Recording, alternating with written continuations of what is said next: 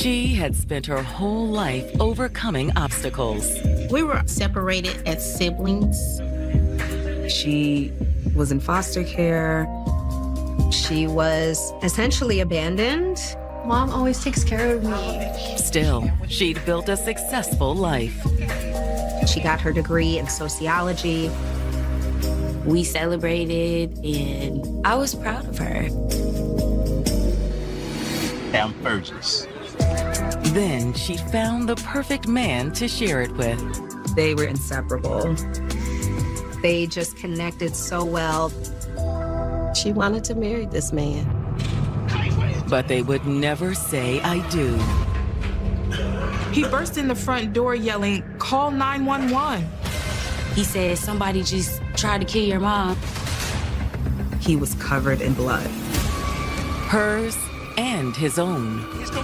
He was stabbed deep. This is a whole lot worse than we thought. They needed to get him to the hospital. But it's the truth behind the vicious attack that will really take everyone by surprise. It was unbelievable. It's almost like, you gotta be kidding me. This is insane.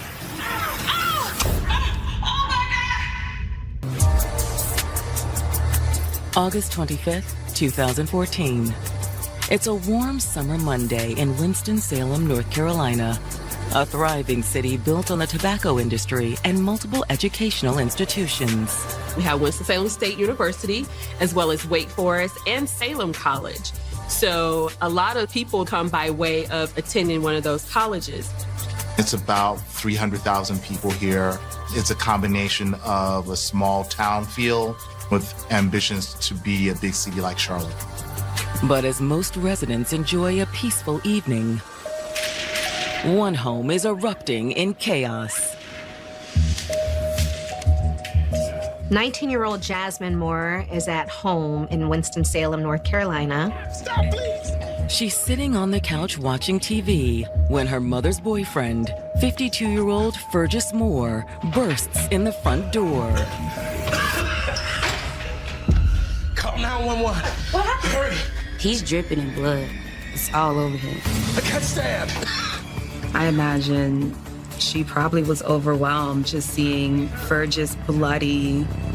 But that's not the worst part. He said, somebody just tried to kill your mom. She's in the driveway bleeding out. Call 911. Your mama been stabbed.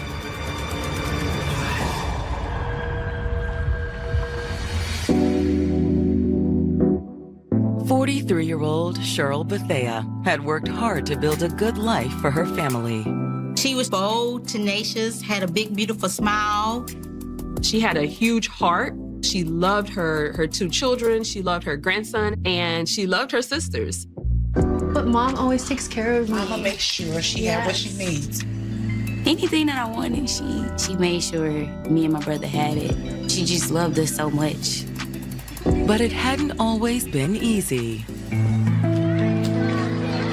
Cheryl was in foster care when she was younger. Thankfully, she was able to meet with her blood sister in foster care.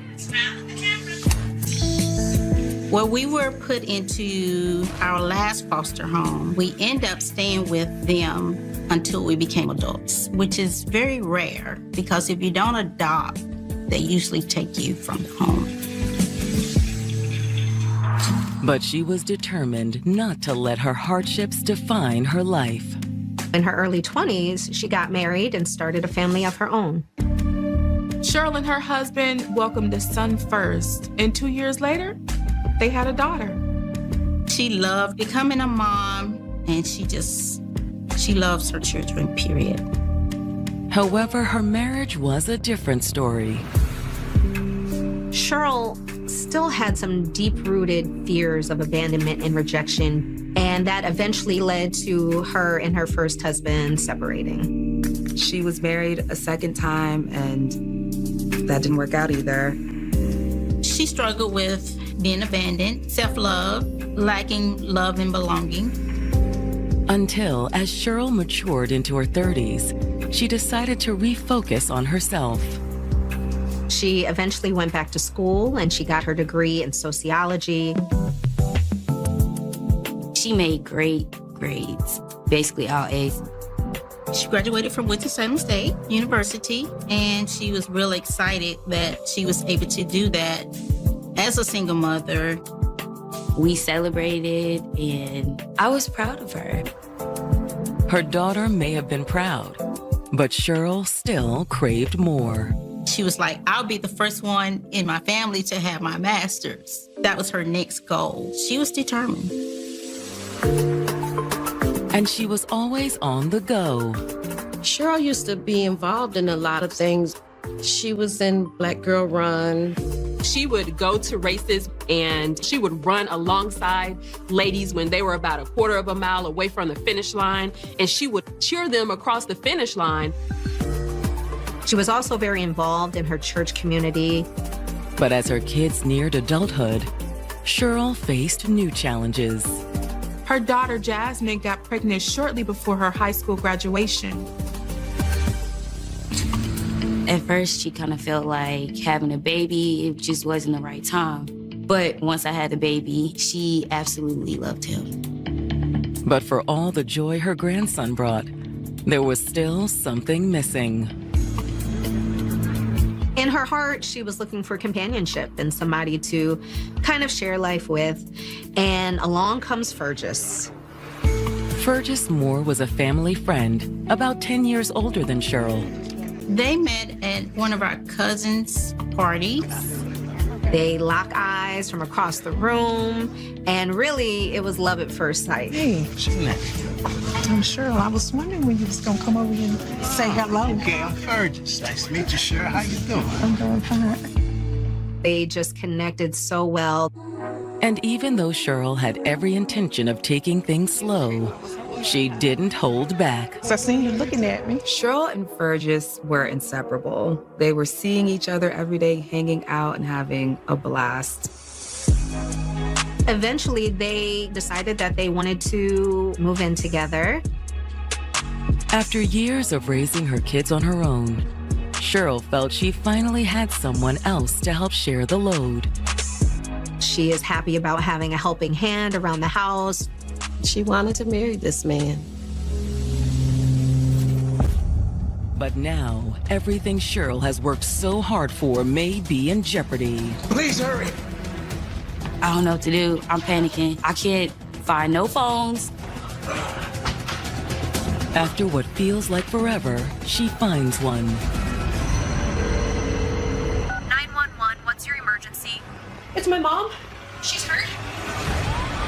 The call came out, and it was assault on a female. Come on, baby, stay with me. When first responders arrive, they find Fergus on the ground, holding on to Cheryl. He's gonna be okay, baby. They're here now. He seems to be comforting her and rocking her. But Fergus is also in grave danger. He was stabbed deep. It was a sucking chest wound. The officers at the scene render what aid they can. I knew that EMS was coming, so I'm laying direct pressure on this guy. And I was like, hang on, man. Save her, man. But all Fergus could think about was Cheryl. He's saying, I don't know what happened. He stabbed us. Is she going to be okay?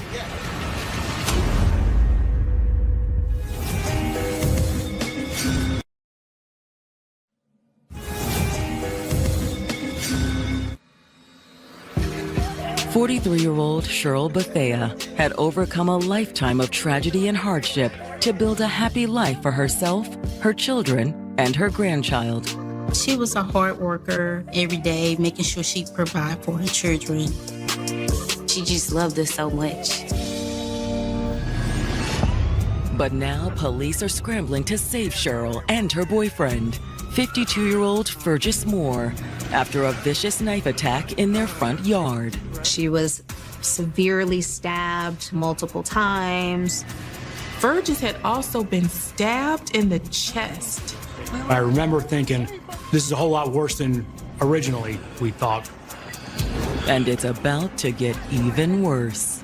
It's too late for Cheryl. Her carotid artery was severed. Oh, no. Oh, no, no. the EMT pronounces her dead. And as Fergus is loaded into the ambulance and rushed to the hospital, the officers secure the scene. Miss Bethea was kind of wedged between the car tire and the curb. It was a very disturbing scene. Let's go.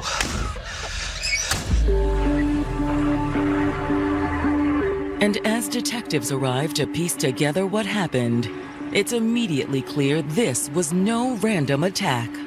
There was no property taken from either Cheryl or Fergus, so it didn't appear to be a robbery.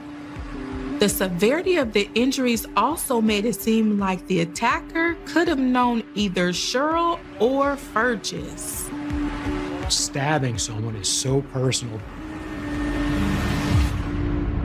And as the sun sets, detectives head inside to speak to Cheryl's daughter, Jasmine. Thank you. We'll take it from there. After they got the crime scene together, they asked me questions. We're sorry for your loss. Can you walk us through the evening before everything happened? Well, Mom came home from work and decided to go for a run before dinner. I'm getting ready to go for a run, baby. Okay, all I'll be right. back in just a little bit. All right, be safe. She'd only been gone a few minutes when Fergus came home. Where's your mother? Baby's sleeping. She went out for a run. Burgess came home from work early. Fergus paced about in the house for a bit and then decided to go outside and wait for Cheryl's arrival. Had a good run. After a while, her mom did come in. I'm gonna start on dinner. And after starting dinner, Cheryl went back outside with Fergus. Jasmine said she did hear Fergus and her mom talking in the background outside, but she didn't really pay much attention. Did you hear anyone else out there with them? No, not that I could tell. But after a while, she thought she heard screaming. But before she could actually get outside to see what was happening, Fergus was at the door screaming to call 911 because somebody had attacked her mother and tried to kill him. According to Jasmine, she looked for the phone to call police. I'm panicking, like my adrenaline is rushing. I only went out there once the police got here. That's when I seen my mom wedged in between the concrete and my car. She was lifeless. And I just dropped to my knees. It was blood everywhere. It was all on the door. It was all on the concrete. It was blood running down the street. And it was really traumatizing for me. Oh, no. She's not gone, is she? Do you know if your mother had any enemies? Not at all. Her mother was church-going. Her mother was very involved in the community. Who would want to do this to her? Or Fergus? But when detectives ask about her mother's relationship with Fergus, Jasmine admits there were some issues. It just wasn't good. Jasmine says that the two would argue constantly. My mom actually told me she was going to leave him.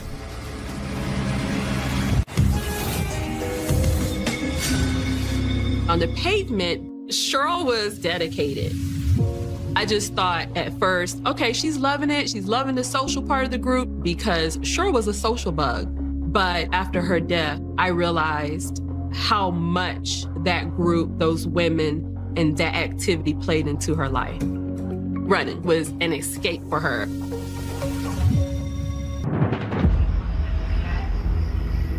Cheryl Bethea's daughter has just told detectives investigating the brutal stabbing that left the 43-year-old dead that her mother had been planning to break up with her boyfriend, Fergus Moore.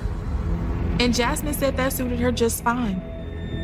In the beginning, Jasmine and her brother were a little bit leery about Fergus coming into their lives. Part of that was because when he met Cheryl, Fergus was unemployed.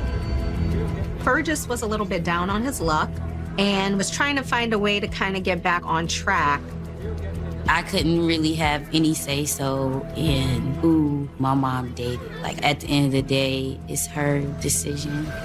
Jasmine says that at first, their worries about Fergus appeared to be ill-founded. Jasmine told the detectives that everything started out really well. They got along and it was good.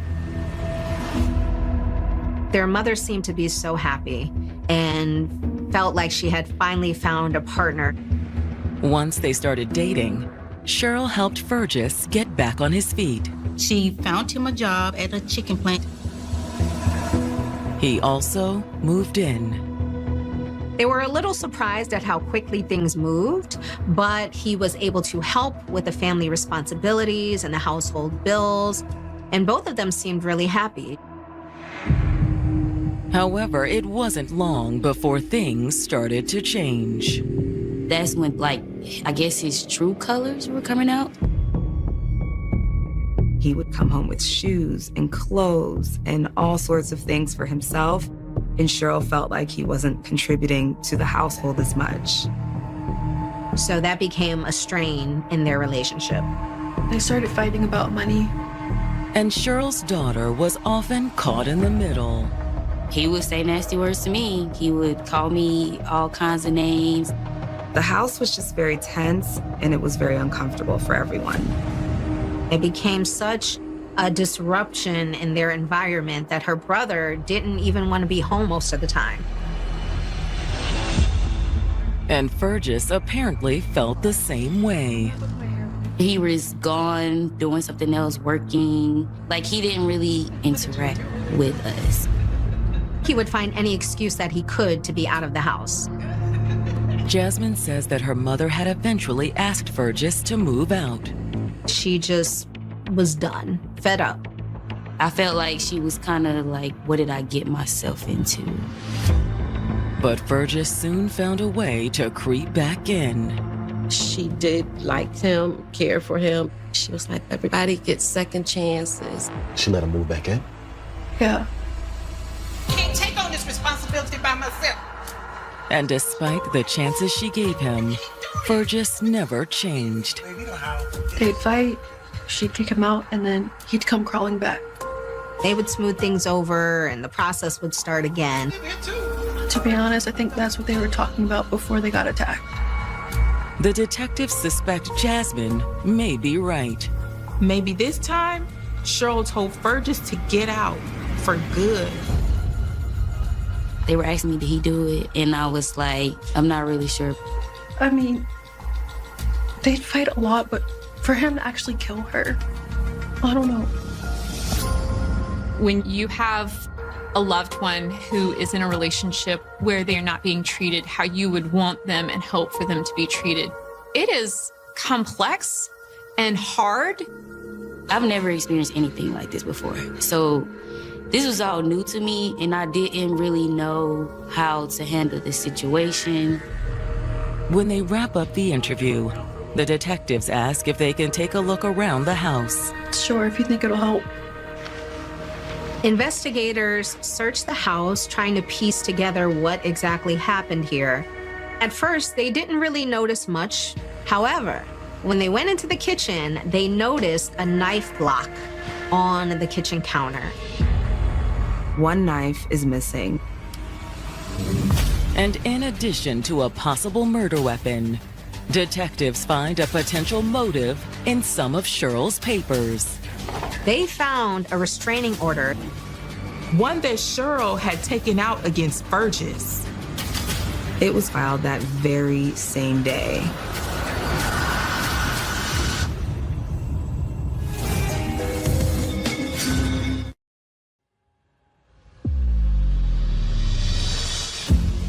Detectives investigating the brutal murder of Cheryl Bethea have discovered that just hours before her death, she had taken out a restraining order against her boyfriend, Fergus Moore. But Fergus was also severely injured in the knife attack that killed Cheryl. So Fergus is currently in surgery while they're searching the house and finding these things. Which does give credence to his claim that some unknown assailant attacked them both. However, the detectives can't ignore the fact that the restraining order gives Fergus a solid motive. Is it possible that Fergus had killed Cheryl and then stabbed himself to deflect suspicion? It seems far-fetched, given the severity of his injuries. To actually perform this act and then to take it even further to inflict a wound on himself. That's insanity. At that point, you have your doubts about what happened, but you have to shake every tree and see what falls out of it. The detectives head back to the station and dig into Fergus's background. They discovered that about a decade ago, Fergus had served 4 years in prison for armed robbery. He has numerous domestic violence offenses against women on his record.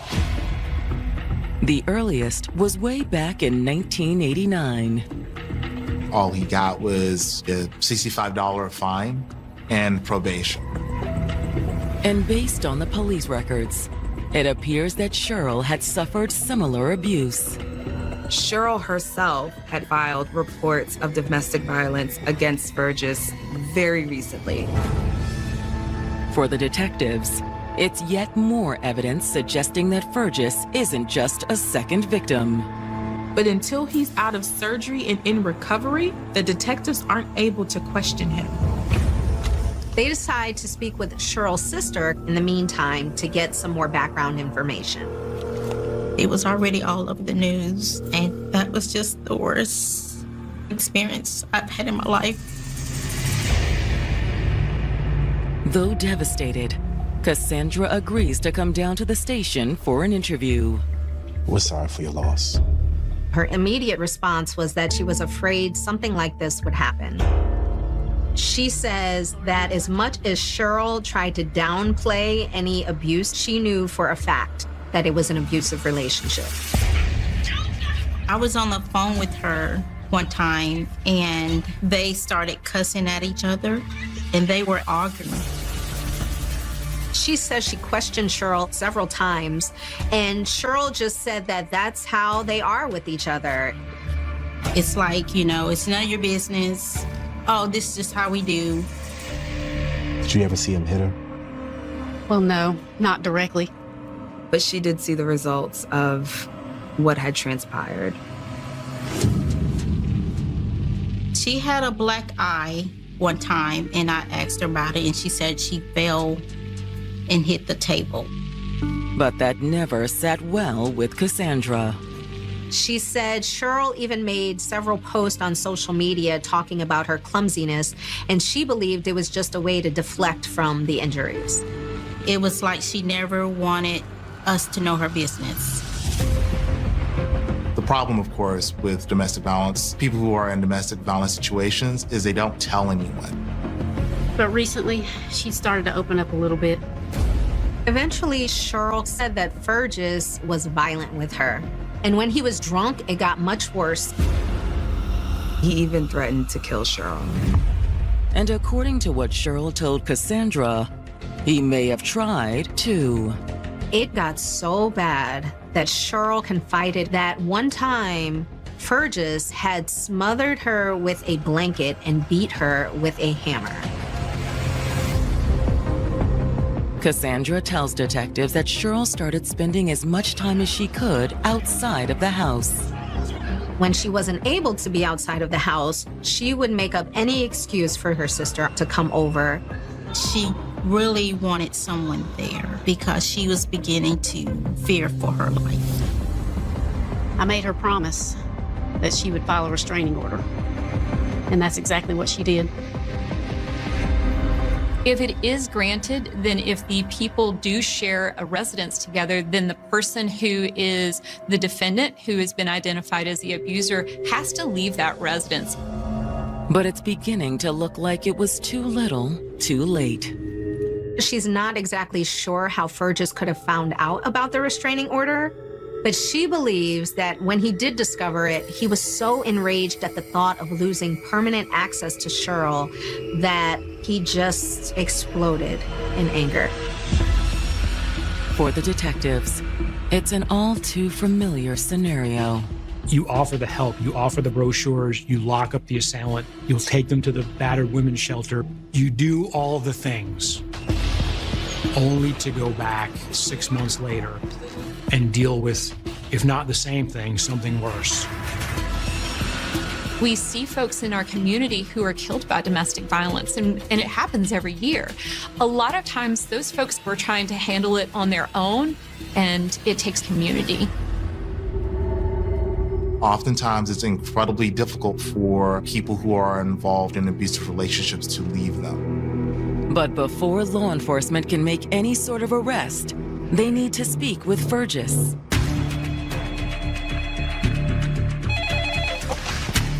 Homicide. And by morning, it looks like they'll get their chance. Fergus is finally awake and alert out of surgery. And he says he's ready to talk. We'll be right there.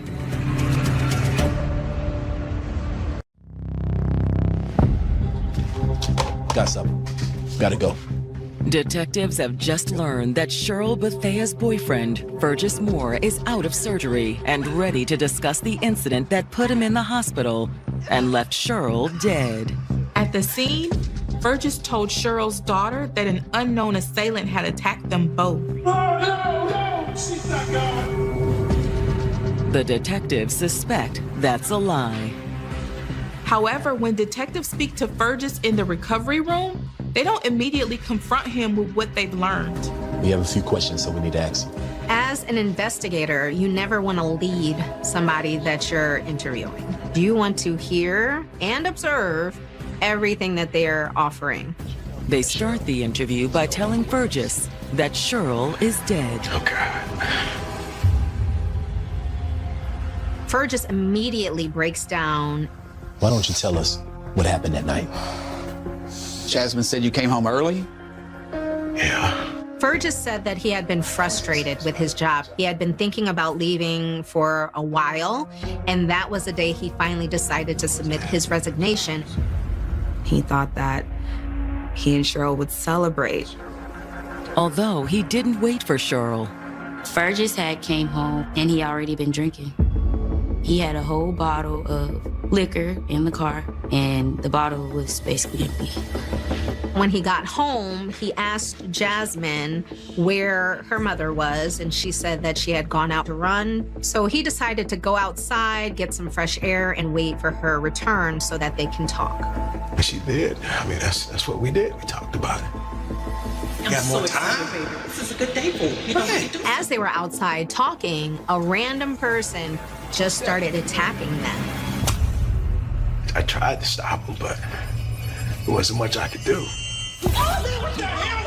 And then when he jumped in and tried to defend Cheryl, he himself got attacked. Can you describe the guy? I don't know. It all just happened so fast, man. Fergus says he was focused on helping to save Cheryl. But the detectives suspect there's another reason Fergus can't describe Cheryl's killer. They reveal that they know about the restraining order. That catches Fergus off guard initially, but eventually he starts to change his tune. Yeah, she had an order out on me, but it's not what you think. Fergus says that Cheryl was the one who was abusing him in the relationship. This is supposed to be a happy thing. We're not happy. And he admits that prior to the stabbing, they had been having an argument out on the porch. Pay all the darn bills. And let me guess, things got out of hand. Yeah, man, but it wasn't me. We haven't even talked about this. Baby, you know how He says that in the middle of the argument, Cheryl suddenly went inside. Where you going? I'm going to start dinner.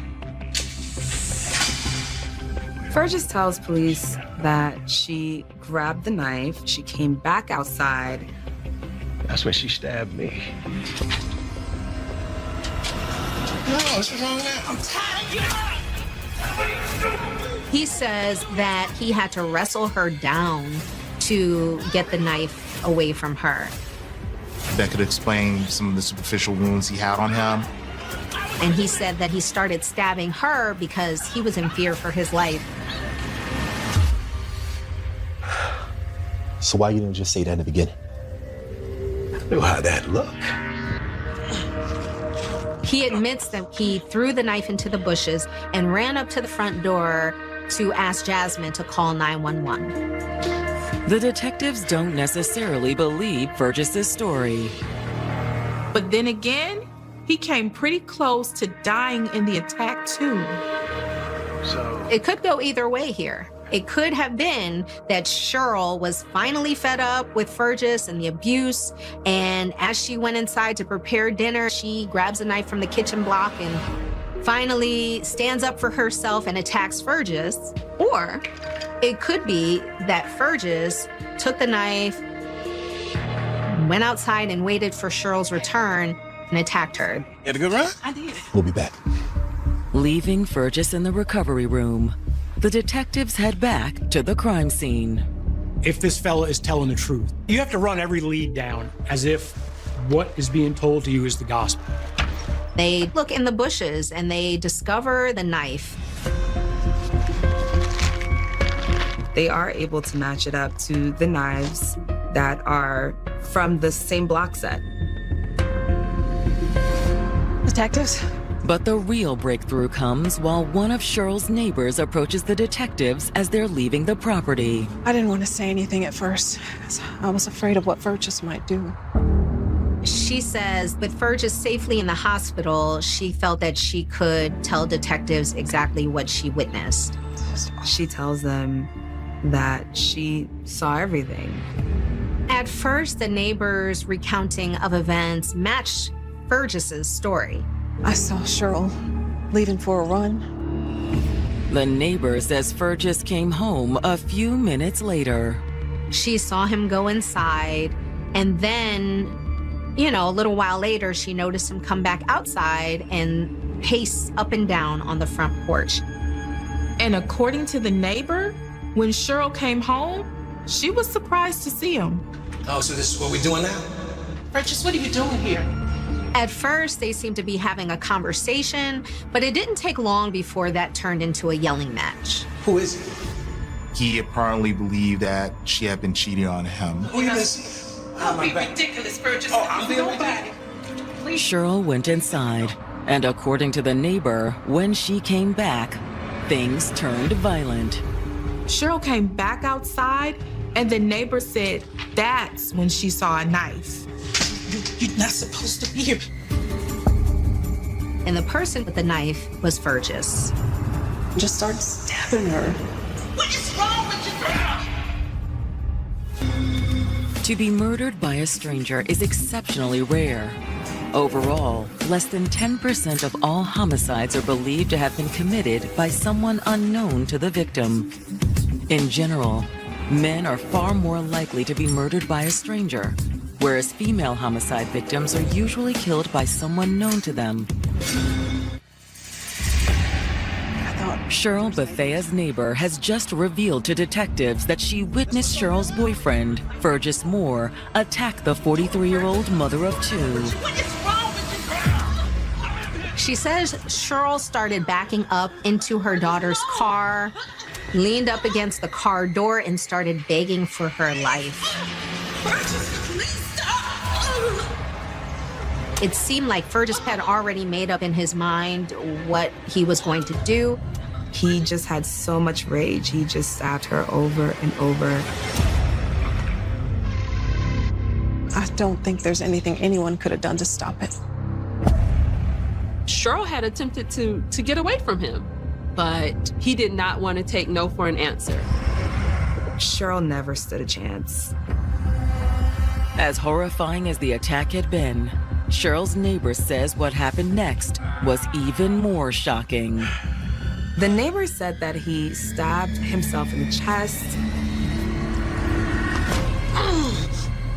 Thought maybe he was trying to kill himself. But it wasn't a murder-suicide. He threw the knife into the bushes and then ran to the house to tell the daughter that they had been attacked. After he killed Miss Bethea, he probably realized, I better do something to make this look real. People go to extreme lengths to cover up their crimes. Once they have the neighbor's statement, the detectives get a warrant for Fergus's arrest. When Fergus is released from the hospital, he goes right into police custody. But when detectives confront him with what they've learned from the neighbor, Fergus denies it. Fergus still maintains that everything that transpired was in self-defense. And as the case moves toward trial, prosecutors plan to seek the maximum possible penalty. The prosecutors indicted him for first-degree murder, and they also said that they were going to pursue the death penalty. Cheryl was stabbed 39 times. And Fergus had several previous convictions and charges for violent offender crimes. His defense team, however, has another strategy. The defense team calls Fergus's intellectual capacity into question. To the dismay of Cheryl's friends and family, the court ordered a mental evaluation. It's almost like it was a joke to them. That's what it felt like. This man is evil, and he did this, so why are we going through this? We all was on pins and needles. I just wanted justice for Cheryl and her family. But the family would be in for a long wait.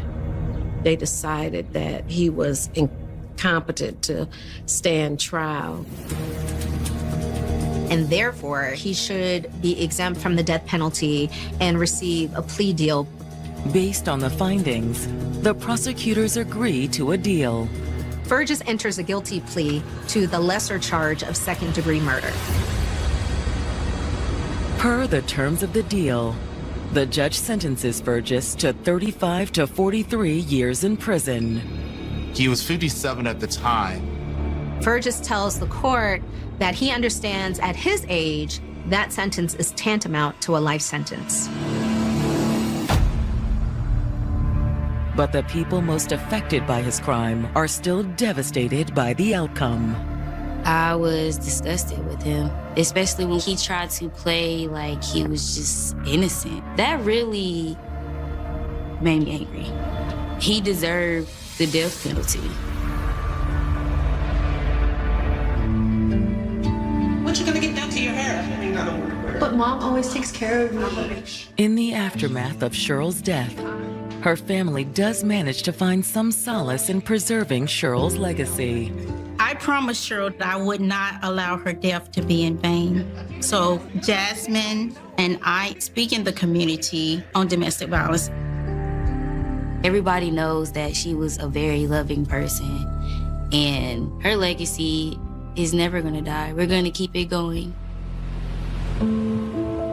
The family's activism has ultimately led to a foundation that raises awareness about domestic violence.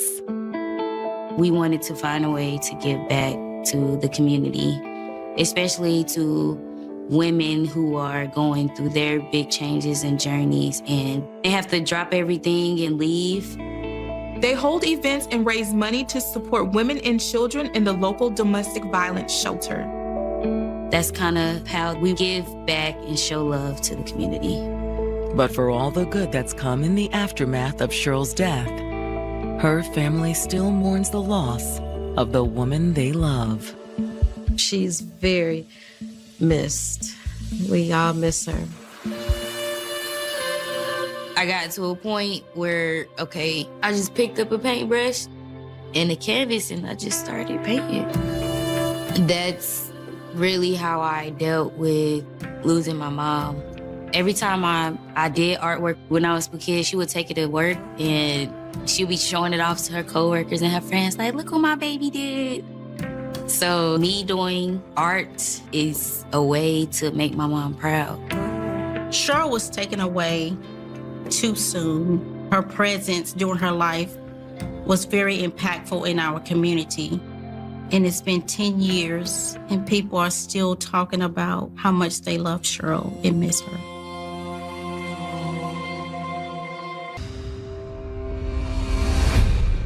There were only 3 people in the room when Jam Master Jay was killed: Jay, Lydia, and Tony. Even when people have valuable information that can help solve a crime, sometimes they're not confident that they will be kept safe. There was definitely outcry about the case. How come it's not solved yet? Eventually, everything in the dark comes to light. In this second episode of a two-part special, witnesses unveil a reprisal for a deal gone wrong. They were working with Jam Master Jay was because they were close to him. His childhood friend and his godson. He had felt that he had been wronged by Jason and that this was vengeance for that. You cannot be successful in the drug trade without being ruthless, and a message needed to be sent. And we dig into the decades-long quest to bring justice for a tragic chapter in hip-hop history. Their strengths in this case were also their weaknesses. Lydia's fear in the courtroom was palpable. Anyone would be afraid of making an enemy out of a killer.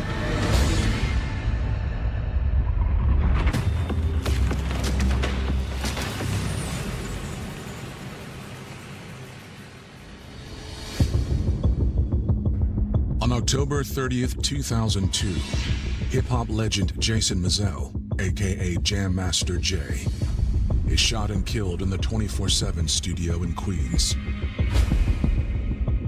There were only 3 people in the room when Jam Master Jay was killed: Jay, Lydia, and Tony.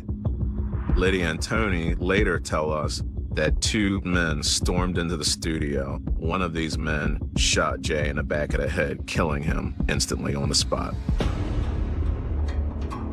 But in the aftermath of the shooting, neither Lydia nor Tony identifies the suspects. It was complicated because of the fear factor with Lydia and Tony. I knew it was going to be difficult. Even when people have valuable information that can help solve a crime, sometimes they're distrustful of law enforcement, or they don't feel comfortable that law enforcement can actually keep them safe. I would think anyone would be afraid of making an enemy out of a killer. Several months later, Lydia finally comes forward, picking one of the men out of a photo lineup. She knew one of the men involved in this crime. She knew Ronald, and Ronald was the person that was holding her down, but she didn't know the shooter. She didn't know the person who was responsible for murdering Jay. Everybody knew Ronald Washington. They knew the type of person he was and what he was about. They were well aware of his drug activity. Everyone in the community knew about it, and they knew that him and Jay grew up together. Investigators suspect that Jay was also involved with the narcotics. There was a long piece that came out in Playboy magazine that was going through a complete detailed account of the fact that Jam Master Jay was involved with drug activity. The author interviewed Ronald in prison, and what Ronald said was that this whole murder was because it was a drug deal gone bad. But the exact connection between Jay, Ronald Washington, and the illegal drug scene remains unclear. Ronald Washington's name remained at the forefront of the investigation. Investigators and prosecutors believed he was involved, but lacked the evidence to prove it. The identity of the actual shooter remained a mystery. You had people that were very protective of Jason Mizell and his reputation, and they felt putting him in the narcotics industry at all was going to harm his reputation, and they didn't want to disrespect him after he had passed. Washington was in jail on another unrelated case, and he was doing time. They had time on their side. But the months turn into years, leaving Jay's friends, family, and fans frustrated. There was definitely outcry about the case. How come it's not solved yet? You gotta remember, Jay got killed in 2002. Tupac was killed in the 90s, and Biggie was killed in the 90s. So between 2003, 2004 to the 18, other rappers were involved in other homicides. So the public was like, every time something came up about a rap murder, how come these cases are not solved? Obviously, you want justice for it. You know, I wanted justice for my friend, but I didn't want to just blame somebody who didn't do it. So to me, it was necessary to wait this long because eventually everything in the dark comes to light. He was like a dad to me. So it was like, I lost my dad, and then my grandmother lost her son, my mother lost her brother, you know, so it's rough. It was very hard to deal with. So TJ and Jesse and Jason Jr., they grow up without a dad. As the case remains unsolved, Jay's legacy takes shape. In 2009, Run DMC were inducted into the Rock and Roll Hall of Fame. They were the first hip-hop group to ever get that honor. When they got inducted into the Rock and Roll Hall of Fame, it just sucked because Jay wasn't there. Jay would have loved it. He would have bragged about it a little bit, and in a playing manner, because he wasn't a type of guy that thought he was better than anyone, but he would joke and say, you know, yeah, we in the Hall of Fame. You know what I mean? Like he would be very happy and very proud. Hollis, Queens, like most parts of New York City, has become gentrified and a lot of the crime has reduced, thankfully.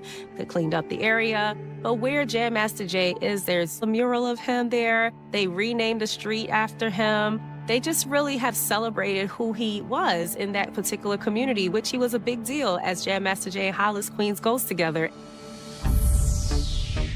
In addition to the many accolades, there was a lot more to his legacy, to include Scratch Academy, which would further the progression of DJing in general amongst future DJs and current and present DJs.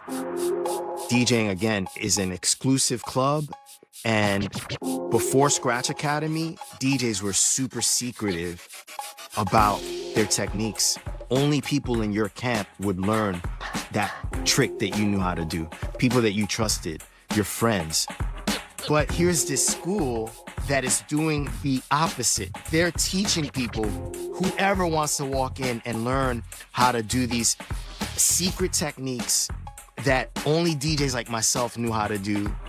DJing, hip-hop culture in general, was a way out for kids like me, a way out of getting into crime, a way out of ending up in jail or getting into fights. It's like you were using your energy in this positive way, in this healthy way, in this creative way, and then experiencing yourself, and then making a name for yourself around the neighborhood.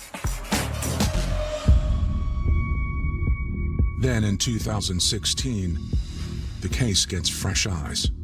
Federal investigators step in under the belief that Jay's murder was connected to a drug deal. In order for it to be a federal crime, it has to have some other nexus. Well, one of the nexuses is it was a murder committed in furtherance of a drug transaction.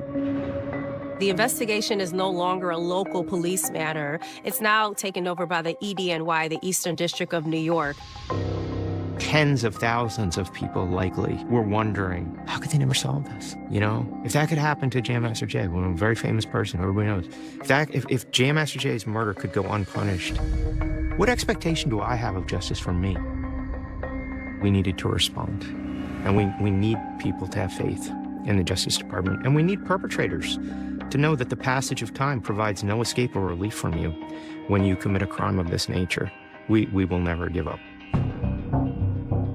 Around the same time, a new tip comes in from Randy Allen. Randy was in the studio that day, but he wasn't in the room when Jam Master Jay was killed. But what we do know is that Randy has a story to tell. He has some information that he needs to give the investigators.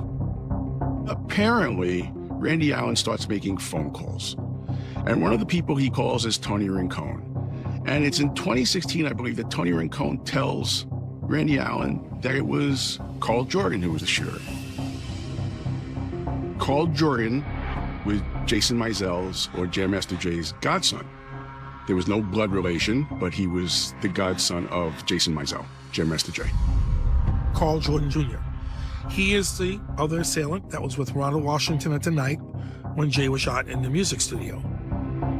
Randy reports that he confirmed the ID with Lydia.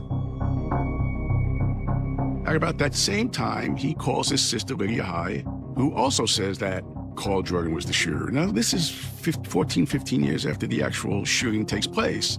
And I believe he contacted the authorities. Carl was never pulled in and interviewed. He was not on their radar before that. Federal investigators immediately contact Tony. Tony talks to detectives also, and Tony verifies the story that Randy told the detectives earlier, that Carl is that second person that came into the studio that day and was our shooter. He knew it was him. As soon as he seen him, he knew who Jordan Jr. was from the neighborhood. He knew it was Jay's godson. He knew exactly who he was. He claimed that he was afraid of Carl Jordan, and now he was no longer afraid. He wanted to do the right thing.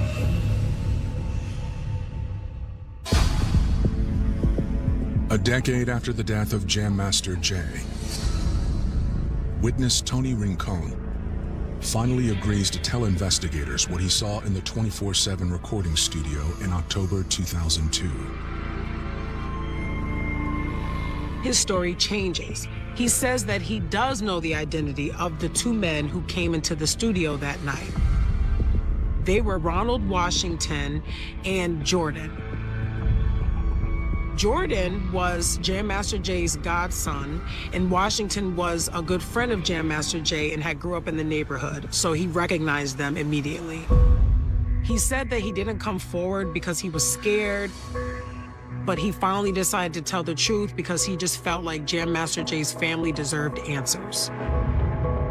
Many years over this investigation, detectives heard many people named and many people identified as the possible shooter, but they had never heard Carl's name. Carl is a new name that's come up in this investigation, so detectives know they have to look into this.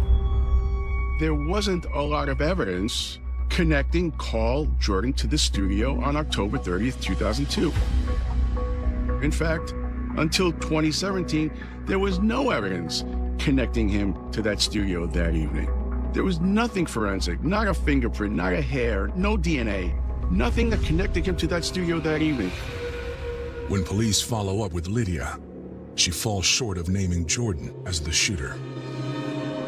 The police went back and talked to Lydia High again.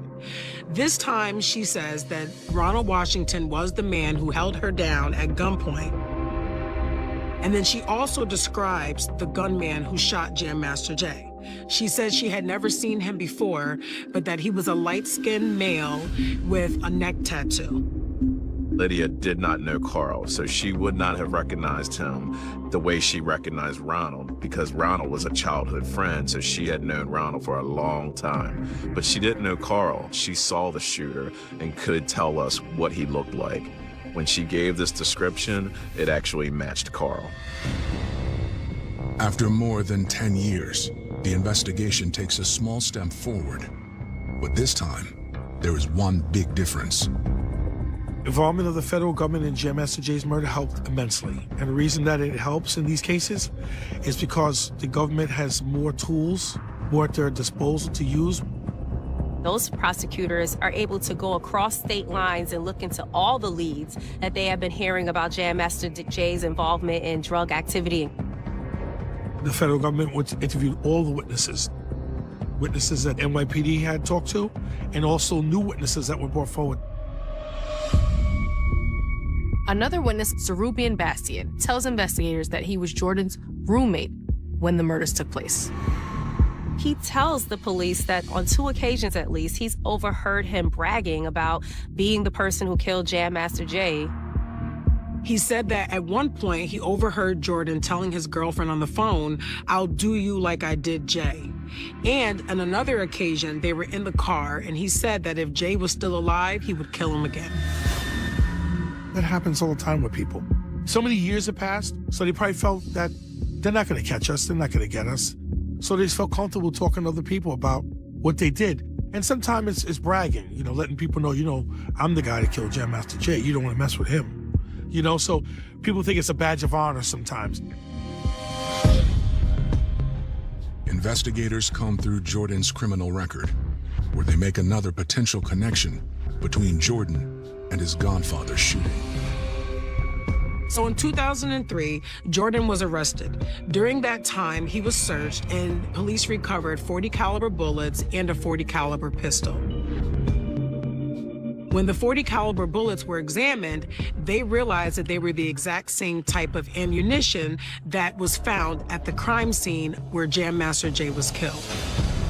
The casings are the same primer type, font, texing, and spacing on the headstand.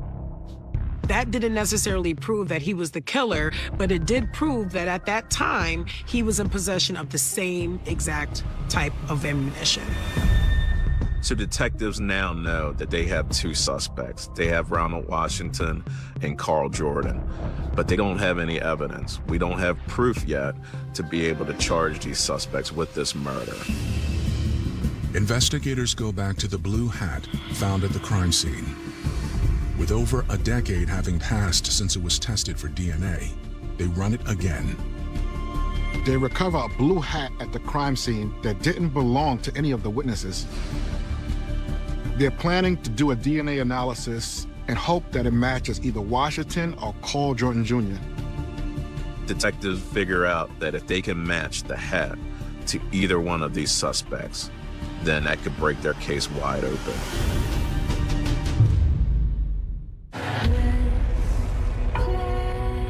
The situations that she put us in, just wicked. All new.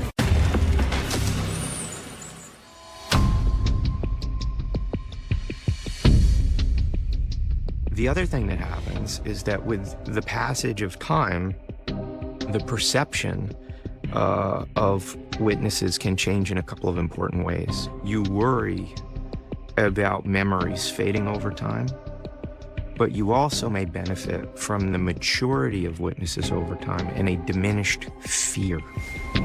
The fear factor is important, but if you look at the history of the United States Attorney's Office in the Eastern District of New York, the office has a very proud and strong history of prosecuting the highest profile cases in the United States involving some of the most dangerous defendants.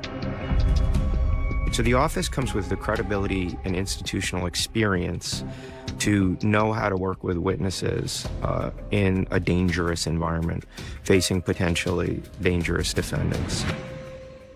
Next Wednesday, there's a young black man fighting for his life. Payback. She wanted revenge. Is back. He felt that he'd been cut out of a deal and that was unacceptable. Don't miss all new Payback next Wednesday at 9 on TV One. Over a decade after Jam Master Jay was gunned down, federal investigators retest a potentially key piece of evidence found at the scene. There was this blue hat that was recovered near the body of Jam Master Jay. That hat was tested back in 2003 to see if there was DNA. And at that time, there was no positive match. But now detectives take a second look. From 2002, more samples hit CODIS, and so there was a wider pool to analyze or to compare to. That's why they did it. The federal government decided to retest the blue hat for DNA. And when they test that hat, they run the DNA sample through a database called CODIS. And when it runs through CODIS, they get a hit. The test results come back. They find out that it wasn't a match to Ronald Washington or Carl Jordan Jr. It was a third suspect. The DNA came back to a third person that wasn't even on their radar. So what you expect in an investigation is that you're going to have twists and turns. But what you don't expect is this huge plot twist. Now, who is this guy? And is he friends with Washington or Jordan? And what did he play in this murder? As investigators try to understand the connection between Jordan, Washington, and the new suspect, they take a closer look at allegations Jay was involved in the drug trade. When you're involved in the drug trade, it's a dangerous business. So there's got to be a need there, and usually that need is financial. Either you need money or you're really seeking that money at a whole nother level. So a logical step now is that we're going to have to look at Jay's financials. They learned that Mizell was in deep financial trouble at the time of his death. He owed the IRS with penalties and interests that had built up over time. He had took a lot of money and helped a lot of people and gave out money. A lot of these rappers, and even ball players, athletes do this. They give out money, buy houses and cars, and then they realize, oh, wow, that money went fast. You're supposed to be in a savings program. And these guys aren't in a 401k. There are a lot of people who depended on Jason Mizell. According to the government, people depended on him financially, and he felt this pressure to provide, and that pressure led him to financial difficulties.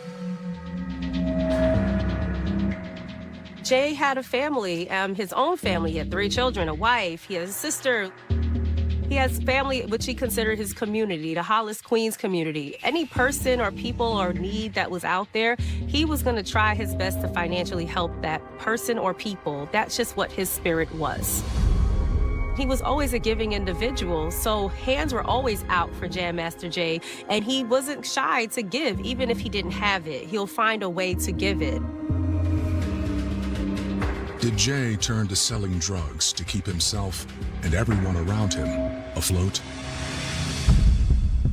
Now you have to figure out what's the connection, why these suspects wanted to execute Jam Master Jay. Police circled back to Ronald Washington because they were well aware of his drug activity.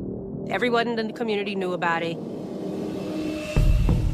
Ronald Washington was in jail for a series of robberies. He did a bunch of commercial robberies, and the federal government already arrested him, and they charged him with those robberies.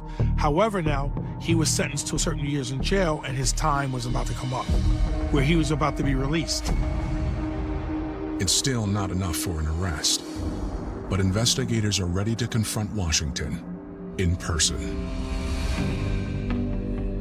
On April 16, 2019, investigators interview Washington at a prison in Kentucky. The federal investigators decide to go speak to Washington in prison. And when they speak to him, he starts off immediately saying, I think I might need a lawyer for this. It's a weird thing to say. Either you're making a joke or you're implying your guilt, your involvement in this murder. But either way, you agreed to talk to police, so we're ready to listen. He talks to them anyway. And what he talks to them about is that there was a drug deal, a big drug deal that Jam Master Jay was involved in with a dealer down in Maryland, and that Washington was a part of that drug deal. Washington admits that he was in on a deal that Mizell was brokering to bring in 10 kilos of cocaine from California to Baltimore. Washington also lets the investigators know that Jordan was also supposed to be a part of the drug deal. Jay went out to get the 10 kilos and get them on consignment. Consignment is that you'll get the 10 kilos and then you'll pay us later.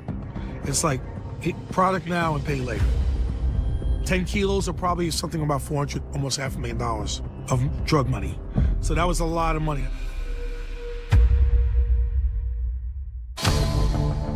Federal investigators, looking into the death of Jam Master Jay, interview suspect Ronald Washington in prison. He admits that 3 of them, including Jay, were involved in a drug deal, and the result of this drug deal would have brought them a lot of money at the end. The reason that Washington and Jordan were working with Jam Master Jay was because they were close to him. Washington was his childhood friend, and they grew up together in the same neighborhood. So he knew Washington, and Jordan was his godson. Ronald really didn't have a lot going for him, but Jay was determined to help him. And so Jam Master Jay and Ronald and 2 other individuals drove down to Baltimore to find a guy who ran the drug business in Baltimore and to get his permission to allow Ronald to distribute that cocaine in Baltimore on Jam Master Jay's behalf. Ronald insisted to Jay that this guy really hated him, and they did not get along because of some prior incident, and that he didn't think it was a good idea for him to actually go face-to-face with the guy. And if Jay was able to work it out, then he would go meet him, but he really thought the guy hated him, and he didn't think that they should meet. And so Jay agreed, and he dropped Ronald off at a motel, and then Jay and his driver continued on to meet with this drug dealer who controlled Baltimore. And His reaction to Jay's request to allow Ronald to distribute drugs in Baltimore was, if I see him, I will kill him on sight.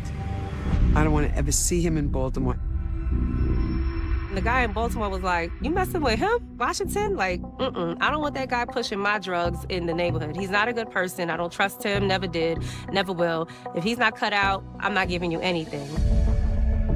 So Jam Master Jay had to deliver this news to his business partners. Washington was out, so that meant Jordan was out also. There was no way around it. Jam Master Jay didn't have the pull. He was only the middleman. That was his role. Ronald wasn't upset with this. He knew that guy wasn't going to work with him, so they just went back to New York and they forgot about the drug deal. But investigators believe Washington was more upset than he is letting on. In fact, they believe they may have just uncovered his motive. You cannot be successful in the drug trade without being ruthless to a degree. Those social and legal boundaries are more easily crossed, unfortunately, than most people would expect. And that's why victims are often completely surprised, because they think to themselves, it's me. It's you and me. We know each other. We have a relationship. You've had dinner in my house, for example. You've met my family. How could you be doing this to me? And the response is a cold, hard truth, which is essentially, this is business. He felt that he'd been cut out of a deal, somehow cheated, and that was unacceptable to him and a message needed to be sent. Jam Master Jay's murder was set up by Washington and Jordan as revenge for him cutting them out of the deal in Maryland. 4 years after taking over the case, federal prosecutors are confident enough to make a move. On August 16, 2020, Carl Jordan Jr. is finally arrested at 36 years old. 56-year-old Ronald Washington, who is serving a prison sentence for a robbery, is also charged. Both men are charged with murder while narcotics trafficking. Carl Jordan Jr. is charged with additional counts of narcotics distribution. They had to move fast because they didn't want to arrest Jordan and then have Washington be released. So they tied them both into the murder and indicted them both. Bingo, now they're remanded to jail. They're not going anywhere. News of the arrests and the alleged motive is a mixed bag for Jay's family. We were not friends. Growing up, I knew them. I have absolutely no clue on what the motive was for Jordan Jr. and Washington to kill my uncle. Because I don't know Jay to be a drug dealer, right? I don't know Jay to be involved with drugs. I don't know that. So when you heard that, Jam Master Jay's death was attributed to anything drug-related, it was a shock. Knowing him personally, him being involved in anything drug-related was an absolute shock to me. But the arrest resurfaced it all, back to the top, and it kind of got pushed back in my face like, this is the beginning of it. So really, it was just the beginning of the end. As prosecutors prepare their case, the biggest weakness is in plain sight. DNA was found at the crime scene from a third individual. They knew that the defense counsel would use the DNA that was found on the blue hat to create reasonable doubt with the jury.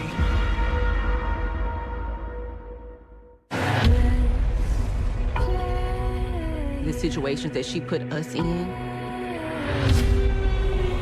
just wicked. All new Fatal Attraction, Monday at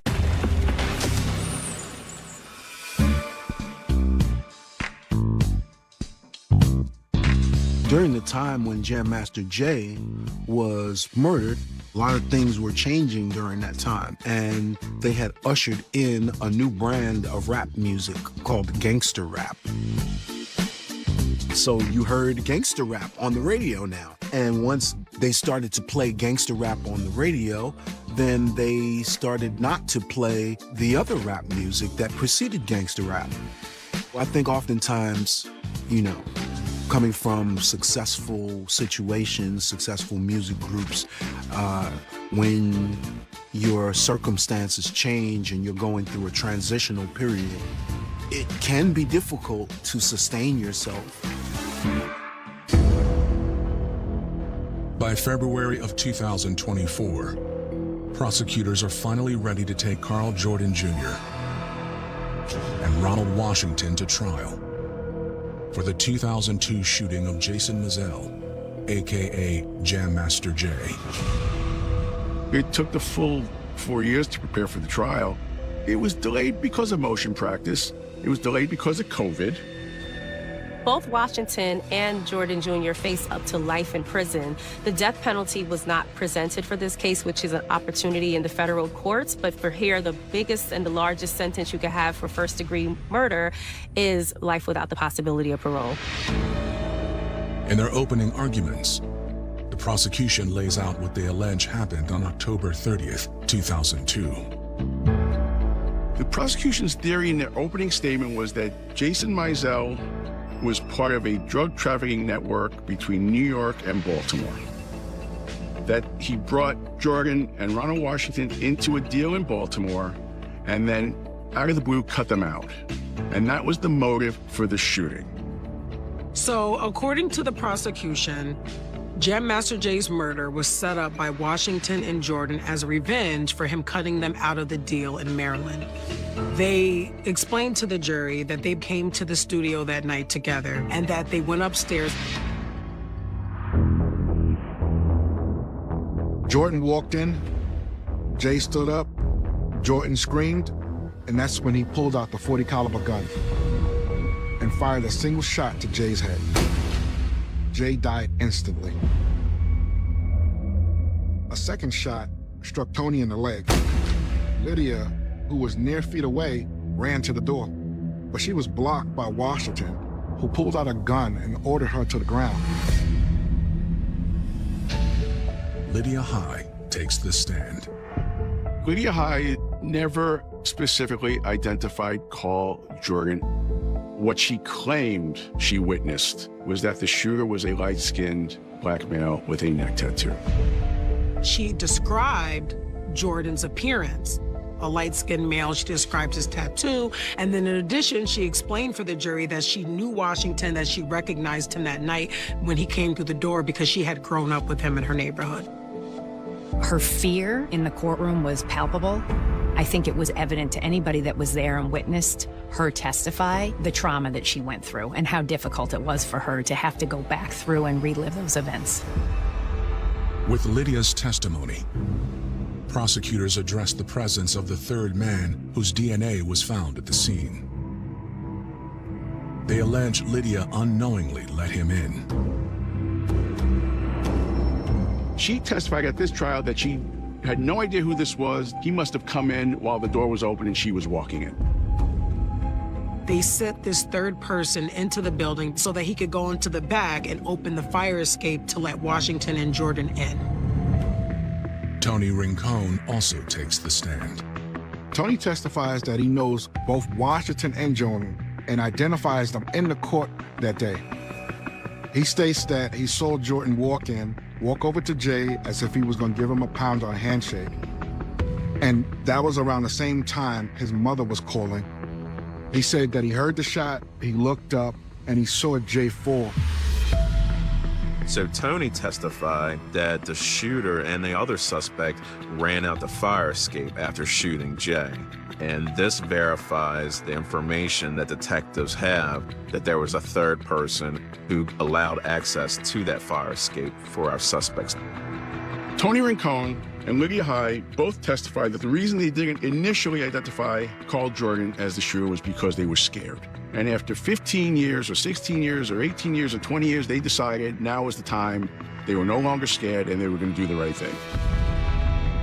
Randy Allen also takes the stand, recalling a version of events that stays true to what he told police back in 2002.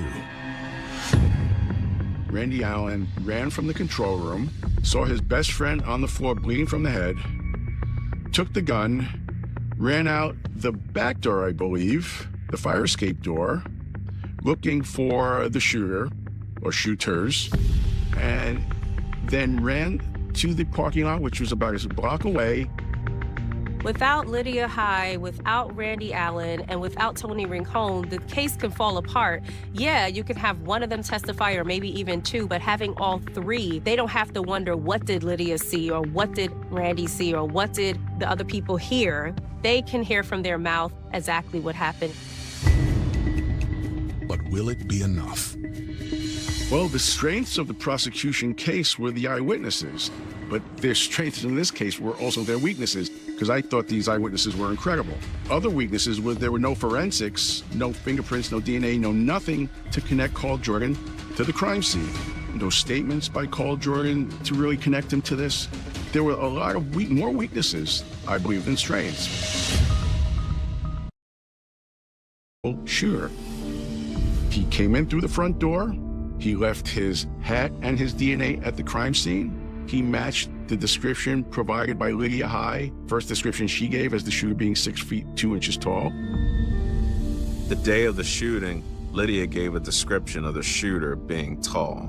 The problem in this case is that Jordan is not tall, but this third person is a tall individual.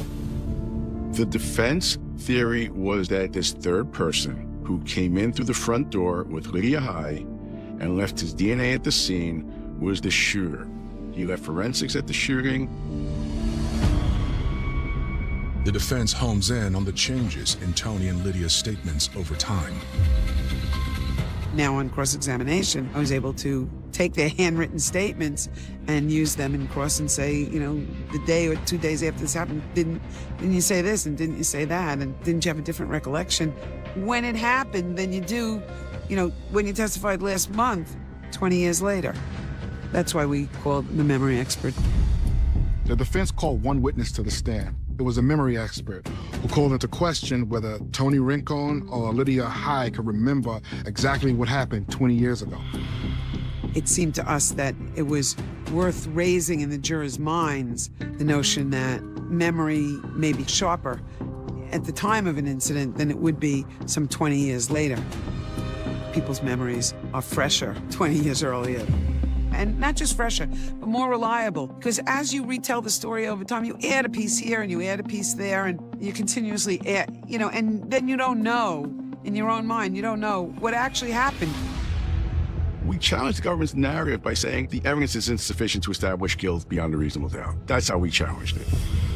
The jury deliberated several days.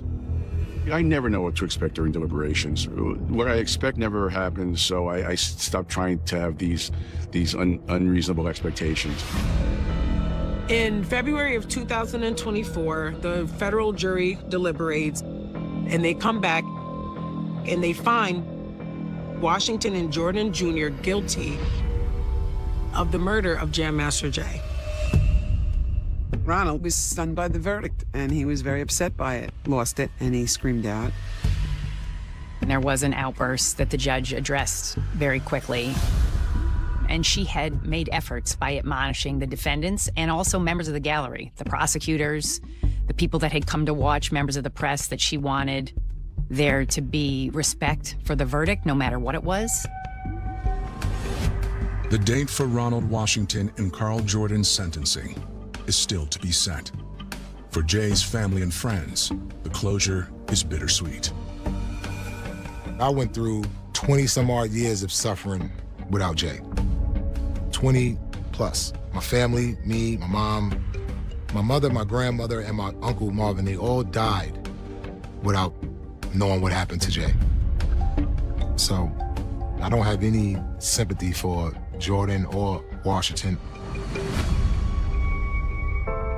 I wish he was still alive because Run DMC was a global phenomenon, and their reach was important because as they were performing, as they were sharing their creativity with people, they were also producing the blueprint of what hip-hop is. Rapper, DJ, that connection, that symbiotic relationship is important. It's integral to the music. Hearing Jam Master Jay scratch a sound was akin to watching someone perform magic. Jay was alive right now, he would probably be producing my 5th album for sure, and Run DMC would still be touring. And he'd probably be on the road with me, because I would still be touring. We'd be enjoying life. I mean, life was good before he died. It would be great if he was still here. Yeah. That no one falls in love by choice. It is by chance. She felt really close and attached. She was envisioning their future together. But sometimes chance encounters lead down dark paths. I was trying to hook up with her. All I know is that we started to feel uncomfortable. And the heat of passion can reach a boiling point. Me and this one just got done fighting. He told her that they would be coming back. She said that she didn't think that it was going to come to that point. 911 emergency, you need police, fire, or an ambulance. 911 emergency, hello. This was a person who had become unhinged. It's like he started turning into the devil. And when tempers flare, there's a thin line between destiny and blind rage. Oh, I hate this man. He's not a good person. I hate this man.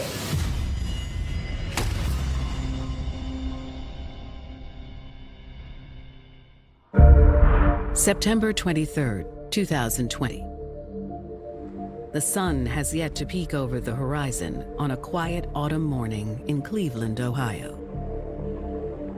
I think Cleveland is a great representation for the whole country. It's very diverse, very artsy.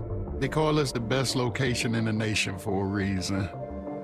Cleveland is made of so many different parts and so many neighborhoods. It's kind of a dichotomy of stories. On one side of the city, there's opulence. On other sides of the city, it's gritty.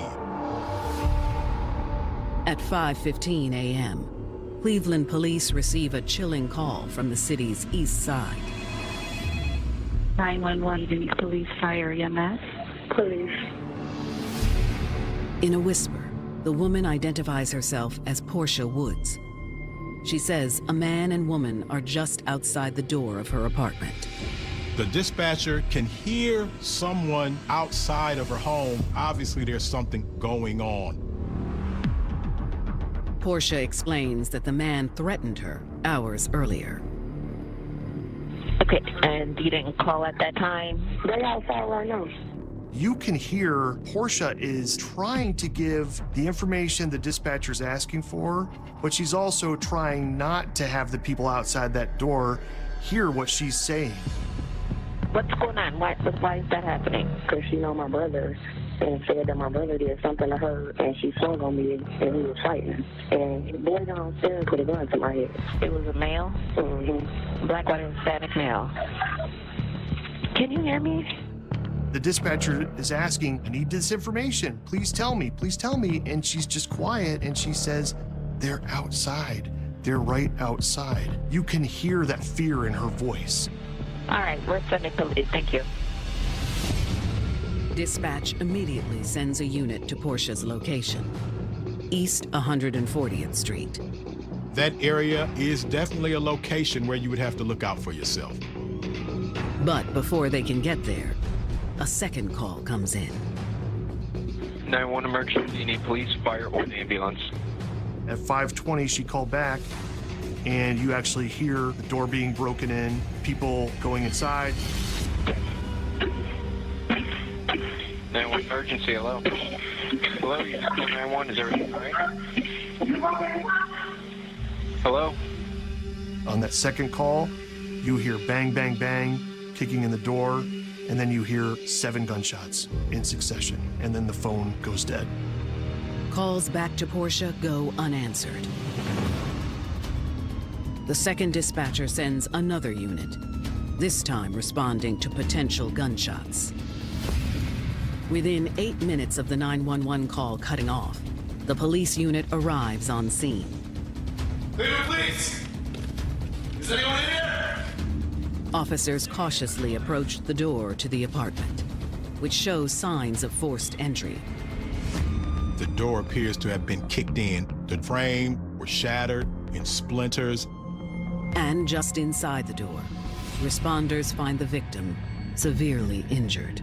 There is a woman's body on the floor. There's a pool of blood collecting around the body, and she is not responding.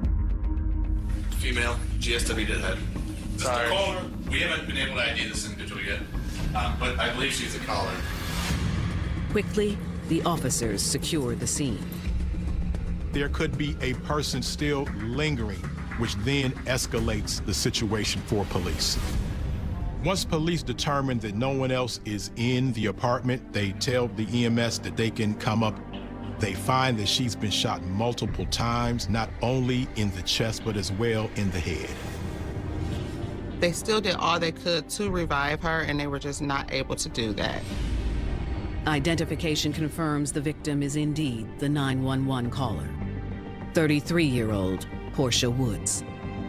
To be on the phone and know that they still were not able to get to her quickly enough, I'm sure that that affected all of them from an emotional standpoint. From the day she was born, Portia Woods was a ray of sunshine for her family. She was a happy child. We spent a lot of time at my mother's house, which is her grandmother. She was around her cousins. She had, friends to play with. Portia was like the little sister that I never had. She was like any other young girl, loved to play. Portia had 2 siblings on her father's side and was especially close with big brother Chauncey. She is kind of my light. Even when she got on my nerves, I would rush to see her if I could, at the drop of a dime. If anything went down, she was down to ride for you. Just a beautiful person inside and out.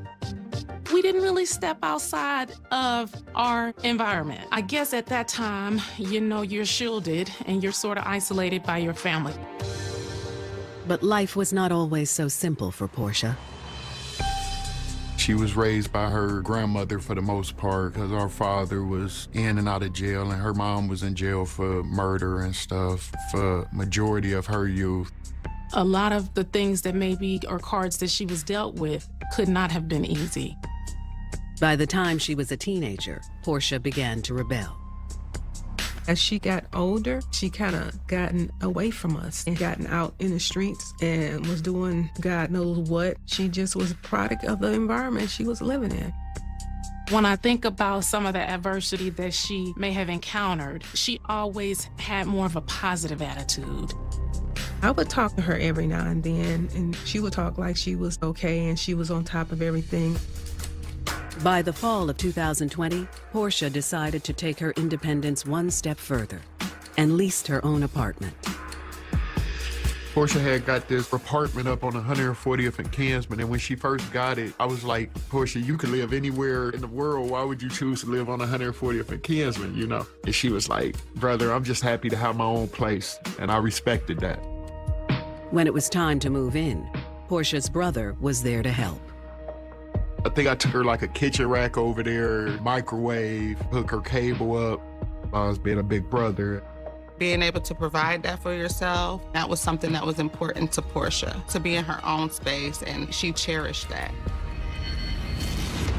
But now, just a few weeks later, Portia's cherished new home is the scene of a horrifying crime. She went through a lot, and she did not deserve to die in this way. And when police descend to the downstairs apartment, they discover another mystery. Hey guys, we got another open door here. The door jamb was broken. You can tell there was forced entry. Do Cleveland police have a violent rampage on their hands?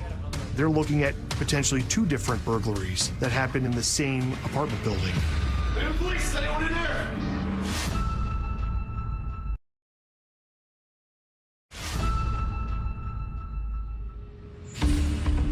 On September 23, 2020, 33-year-old Portia Woods has been found shot to death inside her Cleveland, Ohio apartment. That first 911 call, you could hear people outside of her door. There's more than one. And she's talking about the people from downstairs. Well, then at 5:20, she called back, and you actually hear the homicide occur. 911 emergency, hello.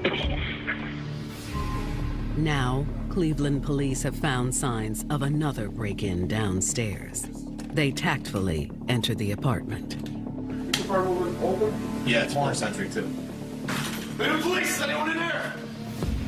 The apartment is empty. Are Portia's neighbors her assailants or victims of a bigger crime spree? The neighbor's apartment showed signs of forced entry as well. And so when police get there and they don't have an explanation. Back upstairs, detectives continue processing the crime scene inside Portia's apartment, trying to piece together what happened. She was shot 6 times, and it was basically at point-blank range. My experience being shot that many times, it's personal. They had to have known each other. They kicked in this door with one goal in mind, and that was to kill Portia Woods, and that's exactly what they did. The evidence also suggests that Portia had been waiting on her attackers. She got a knife, a hammer. Yeah, she looked like she was ready for something. There was a baseball bat that she had. She knew she was in danger. Portia was pulling out anything that she had to be able to feel prepared and ready to fight off the danger that she was anticipating. She knew these people were coming through this door, and she called back to 911 because she wanted to have a record of what happened to her. The question now is, who was she waiting on? Police turned to neighbors for help. Pretty early on, there was a mention of a neighbor that lived across the hall from Portia. The neighbor, who identifies himself as Bus, says he witnessed Portia arguing with a man and woman hours earlier. It was a fight in the hallway.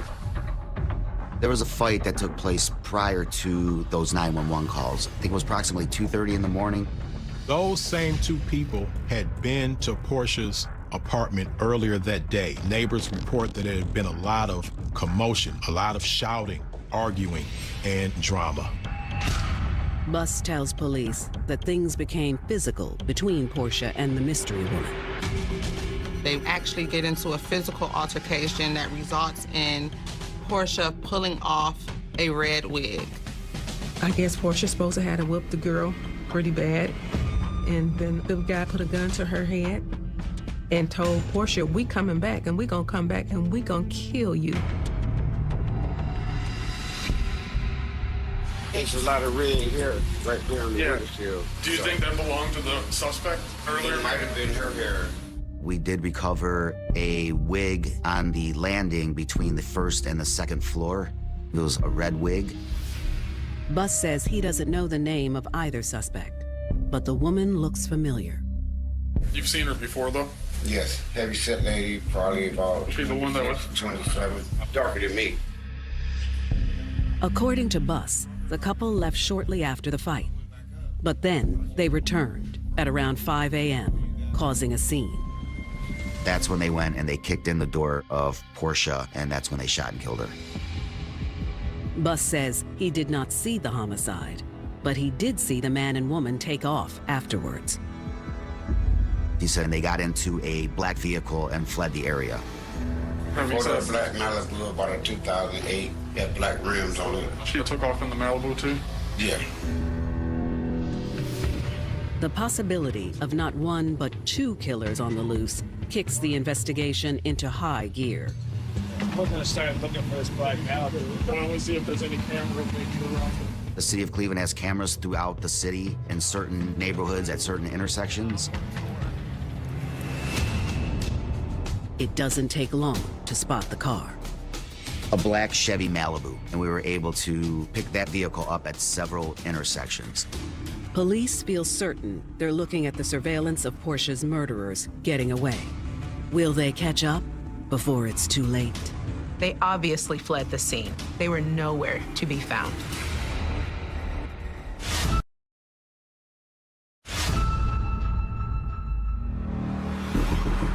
In September of 2020, Cleveland police are searching for 2 suspects in the murder of 33-year-old Portia Woods.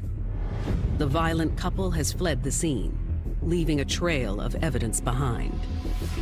The police have eyewitness accounts of a tall man and a short, approximately 5'5", dark-skinned woman leaving the scene in a black Chevy with dark rims. Police looked at city cameras around this location and saw evidence of the dark-colored Chevy Malibu leaving the scene. And on September 25th, 2 days after the murder, they locate the getaway car abandoned a few blocks away. The black Chevy Malibu is impounded, and the police begin searching for any evidence. Unfortunately, there's no smoking gun. But there are other pieces of evidence that could help police ID the killers. Cigarette butts, water bottles, and touch DNA evidence are collected by CSI.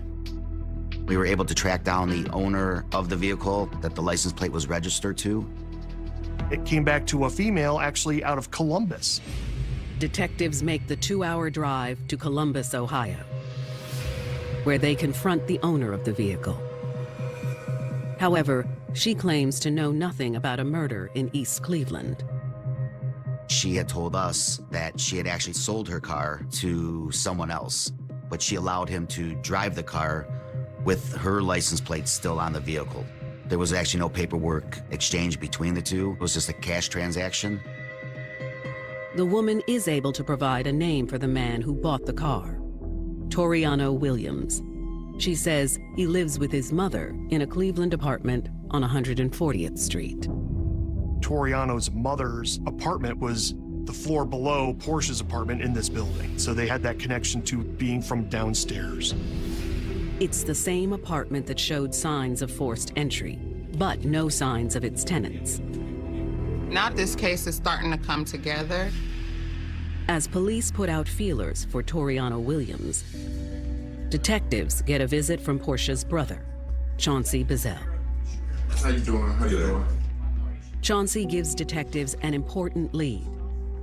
Portia had left him an unsettling message just hours before her murder. If you see it's 2-something in the morning that came through. You let this hoe come up to my house and show this hoe where I stay at. Me and this hoe just got done fighting. Got it pulling the gun on me. And you ain't gonna answer the phone? Our relationship had took a downward spiral. She was cussing me out. You blood, cornball, Gary. Tell me what she was upset about. She's fussing at me, and she's saying that this girl came over to her house. And I say, what girl? And I Did say, you know? I had an idea. Chauncey says he believes the woman who confronted Portia is someone he'd met a few days prior to the murder, a woman who goes by Jay. Chauncey says he met this woman the same day he was helping his sister move into the apartment. I was leaving her apartment one day, and the girl was standing on the sidewalk. I was like, what's going on with you, lady? And she asked me if I was the Uber driver. And I was like, nah, but I'll take you wherever you're trying to go. And she was like, I'll pay you. And I was like, get on in, you know. She said, yeah, and I was trying to hook up with her. According to Chauncey, they go and they run some errands, and they wind up back at some apartment complex on the east side of Cleveland. She said she had to go down there to get some mail. And Chauncey said he just happens to glance at the mail, and he saw her name. She told me her name was Jay, but the mail that she left in my car said Jannie, Jannie Pace. That's how we got the name Jannie Pace. Once he knew her name, Chauncey said the two made plans to hang out a bit longer.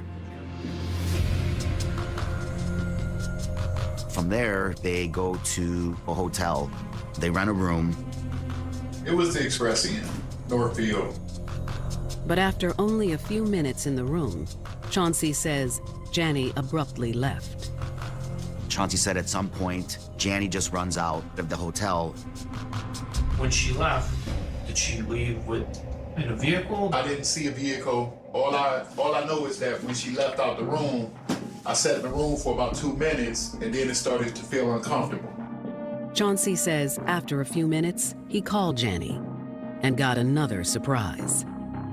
The dude answered, and he said something mumbling, and I couldn't make it out, and he hung up. Chauncey now has reason to believe the same man who answered Jannie's phone is the one who threatened his sister. Could that man be Toriano Williams? That's why Portia called and left that voicemail to her brother saying, hey, this girl just came over with this other guy. I had to fight her, and they were threatening me with a gun. Chauncey tells detectives he had done his own investigating around the building to no avail. My sister Portia told me that she had a problem with the guy that stayed up under her in the building before, over things like they would lock her out of the building and things like that. So I was trying to find out if this was the same guy. Now, when I talked to the landlord of the building, he said that a dude didn't stay in the building. There was people in and out of the house all the time, and they moved out 3 weeks ago. Toriano did spend some time there, some nights, at the Muller's apartment. But Janny did not live there, and from what we know, Toriano was just there occasionally, did not permanently reside in that apartment. Detectives feel certain they're on the right track, and they now have names for both of the suspects, Toriano Williams and his girlfriend, Janny Pace. Sir, we're going to continue to work this case and to try to find the people that killed your sister. Will Cleveland police catch up to the modern-day Bonnie and Clyde before they get away with murder? Every police officer in Cleveland is on the lookout for these two.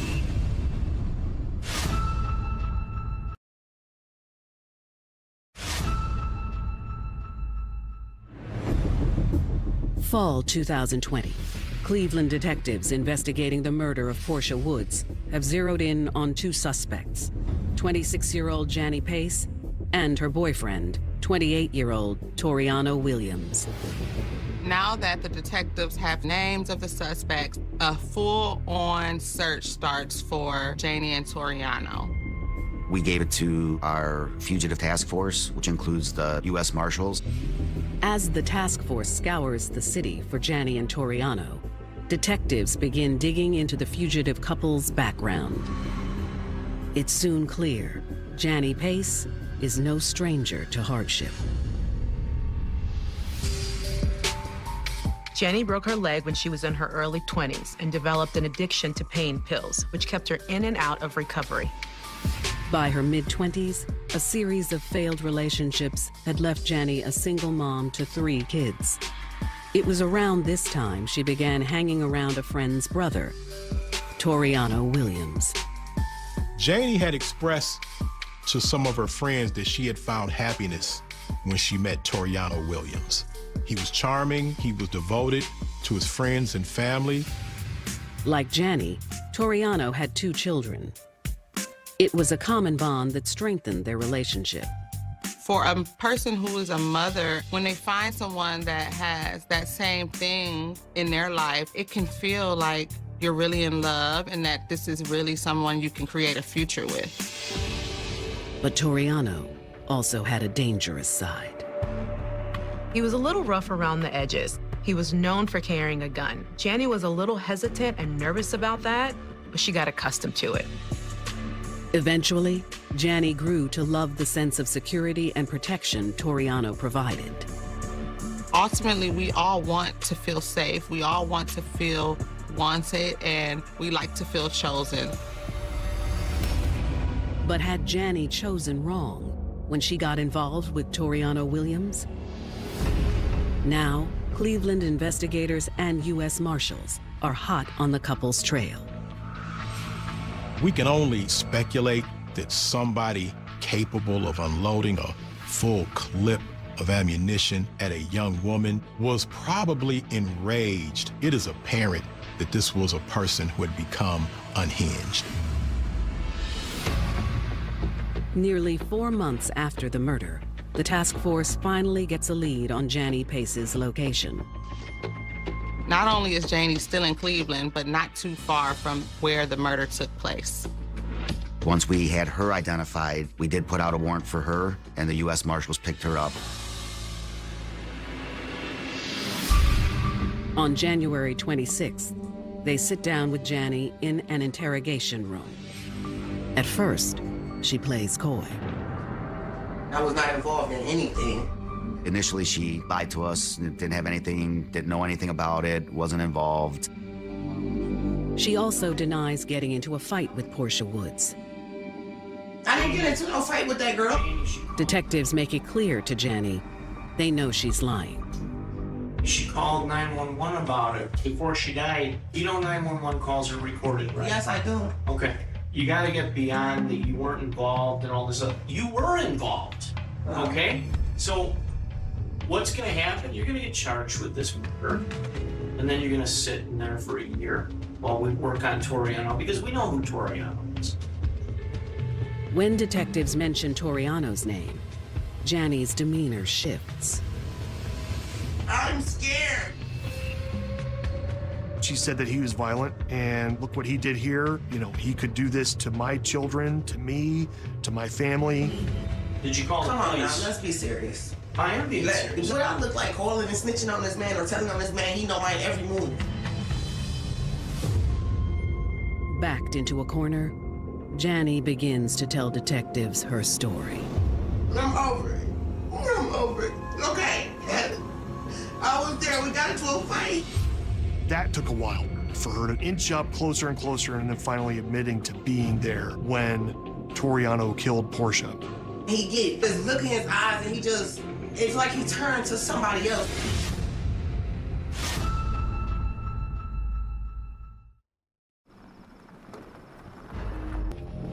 After a nearly 4-month manhunt, police in Cleveland have arrested one of 2 suspects in the brutal slaying of Portia Woods. Now, in an interrogation room, Janny Pace begins to turn on her former lover, Toriano Williams. She felt really guilty about what happened to Portia, but she was also really afraid of Toriano. So she remained on the run with him during those 4 months after the murder. But Janny insists that she was only a witness to the murder, and she has no idea where Toriano is now. I'm over it. I'm over it. Okay. I was there. We got into a fight. He did. I didn't have nothing to do now. Detectives press Janny about her encounter with Portia's brother, Chauncey Bizzell. I mean, what does that have to do with this, though? It has plenty to do with it. I met Chauncey one time. He offered me to pay him for a ride. Janny corroborates Chauncey's account that they ended up at a hotel together. But from there, her story differs.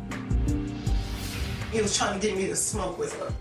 She said to us that she was a recovering heroin addict, I believe, and he was trying to force or pressure her into taking those drugs, which she didn't want any part of. She said that part of her life was over with. He started making me feel weird and paranoid. People act weird off of that. Portia's brother, she believed, tried to drug her with the intention of possibly taking advantage of her. So that's why she fled the hotel. Janny says she'd call Toriano to come pick her up. Do you remember Chauncey trying to call you to get you to come back? Yes. Who answered the phone when he called? Tori. And what did he say? He took my phone and was like, it's over with. You ain't getting no. Stop calling this phone. Now, both of their accounts are a little bit different as to what happened. Chauncey said that they had some drug activity together. She says that only he was the one using drugs. Regardless, they ended up at a hotel, and she ultimately called Toriano Williams and left that hotel with Toriano instead of staying there with Chauncey. Janny admits when they saw Portia the next day, she picked a fight over the encounter with her brother. There was an altercation between the two, and that fight was about Janny telling Portia, you know, your brother tried to drug me. That's where this whole thing stemmed from. So the fight took place where? In the stairwell. She was in the hallway just tripping. Towards you or towards him? She was talking to Tori when we was walking out the door, and then she started talking to me. Talking like yelling? Was yeah, she was hype, real hype. She lunged at me. But the fight ended abruptly when Toriano stepped in on Janny's behalf. Toriano pulls out his gun and points it at Portia's face. Janny says before the situation could escalate any further, she and Toriano left the apartment complex for a local hotel. We was already leaving and going to the hotel. We always go to hotels to have sex there. Jani explains that a few hours later, Toriano got a call from their neighbor.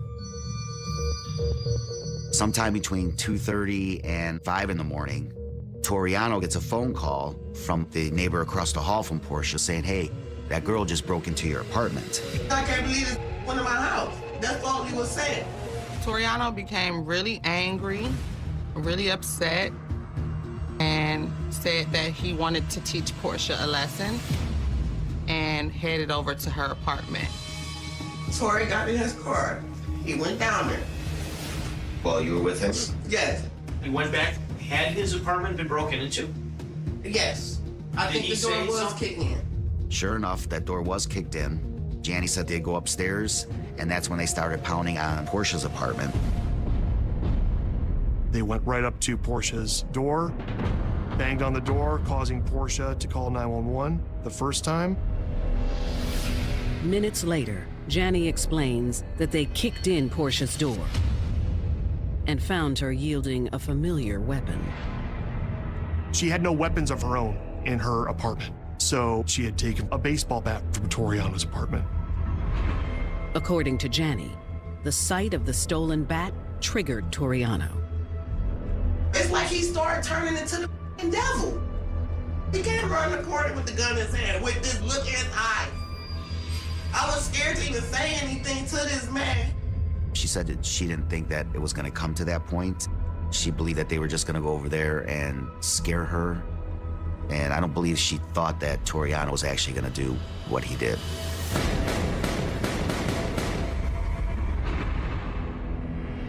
Hell yeah, I went along with it. Yes, I did, because I was scared. Did he say anything when he came back out? He ain't say nothing, and that's what made me, he was just quiet as...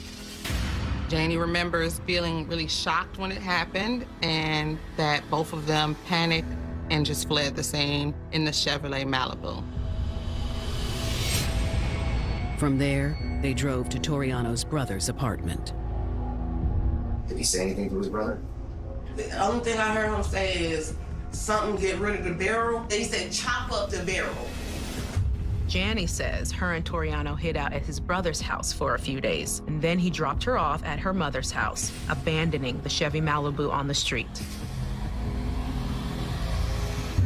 All of it is random and dumb as...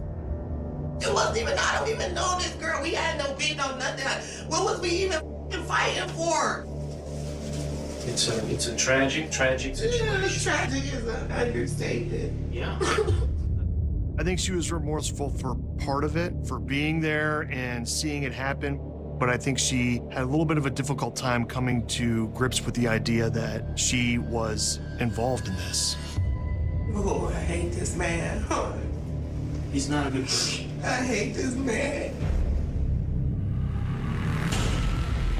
Within hours of Jani's arrest, the task force gets word that Toriano has been spotted, just blocks from where he shot Portia Woods to death.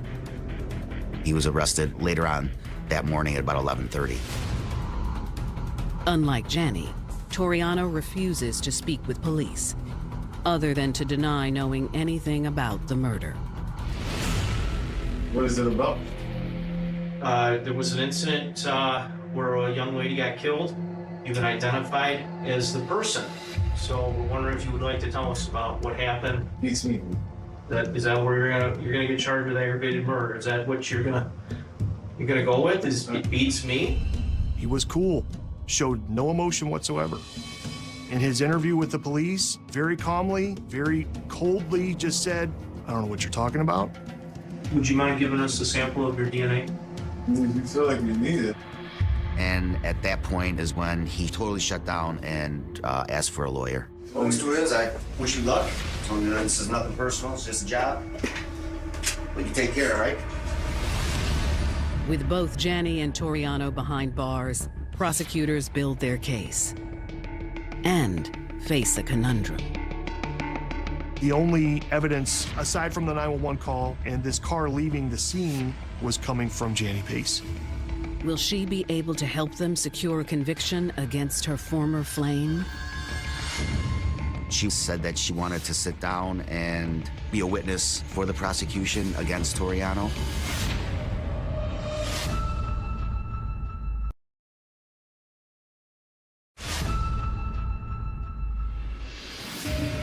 In January of 2021, Janie Pace has given a full confession, saying that her boyfriend, Toriano Williams, shot and killed 33-year-old Portia Woods after an argument between the two women escalated. All homicides are senseless. I mean, simply coming out of an apartment building, asking if you're my Uber, and getting into a car with somebody that you have no idea who they are is what ultimately led to this whole series of events. But aside from Janie's confession, investigators have little else to build their case against Toriano. We knew from the shell casings that a 9mm was used, but the murder weapon itself was never recovered. Fortunately, Janie is willing to cooperate with prosecutors to help put her man behind bars. She said that she wanted to sit down and be a witness for the prosecution against Toriano. In exchange for that, she was hoping that she would get sentenced to a shorter amount of time. In March of 2023, charged with aggravated murder and burglary, Toriano faces a jury. Them kicking in Portia's door and then going into her living space with the intent to cause harm to her is itself its own crime. That's aggravated burglary, especially when they then commit that violent offense against her inside the apartment.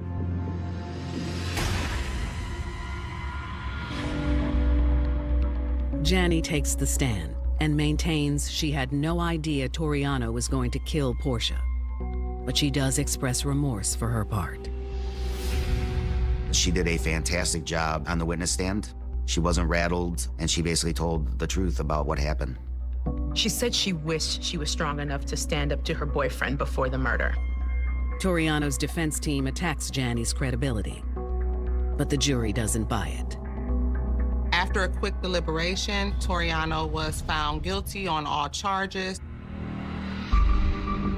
The judge sentences him to life in prison with the possibility of parole after 30 years behind bars. It was justice, but I think it wasn't enough. I think he should have got life without parole.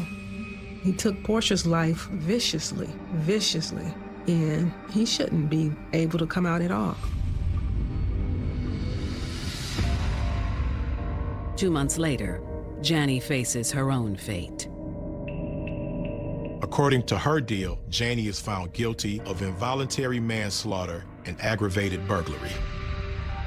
Janie Pace's sentence was 10 to 15 years on the manslaughter and the burglary counts, plus 3 years for the use of the gun, so it's 13 to 18 years in prison. When we found out that she was handed down 13 years, it kind of surprised us all. I think these are really challenging types of cases because, of course, you want to make sure that there's justice served when somebody is murdered. However, there's also this idea that Janie may have been in a relationship where she was not herself psychologically and she was not always able to make her own decisions. For Portia Woods' family, no matter who's to blame, Portia's murder was preventable. I just see all these lives that was affected by something that was stupid. This wasn't like a reflex thing or a crime of passion or anything. Everybody had a chance to think about this and get out of it. And that makes it even sadder, even more pointless.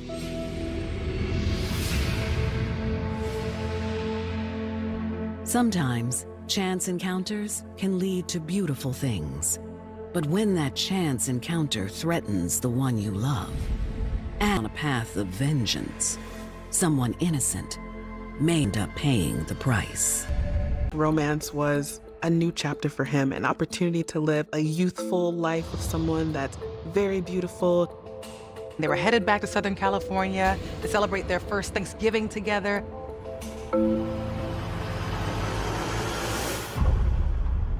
The smell coming out of the bag is not something you can describe. So the coroner investigator comes out and he said, "This is a human." And the lifestyle that she thought she was going to live was all a lie. Things started to fall apart a little bit. She wanted payback. I did all this in 2 hours. Shut him up. That's strange. And not only strange, that is insane. I couldn't believe I did what I did.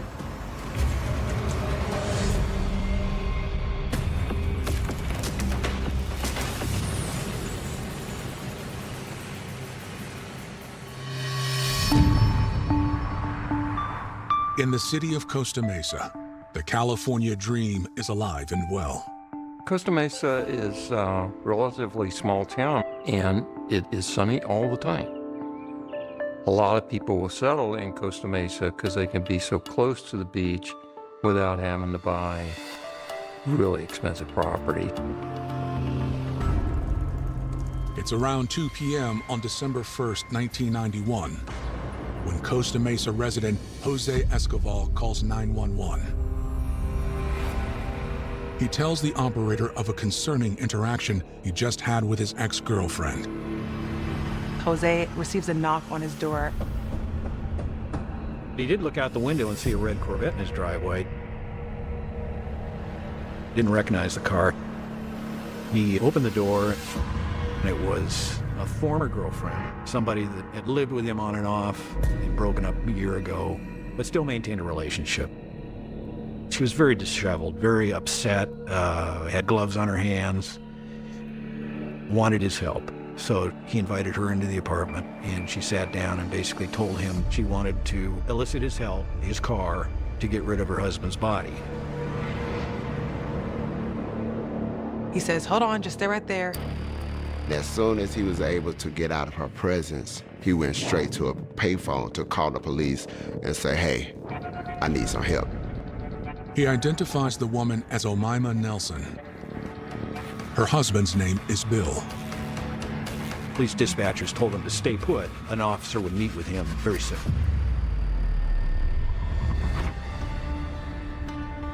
Born in 1935 and raised in Texas, Bill Nelson left a big impression.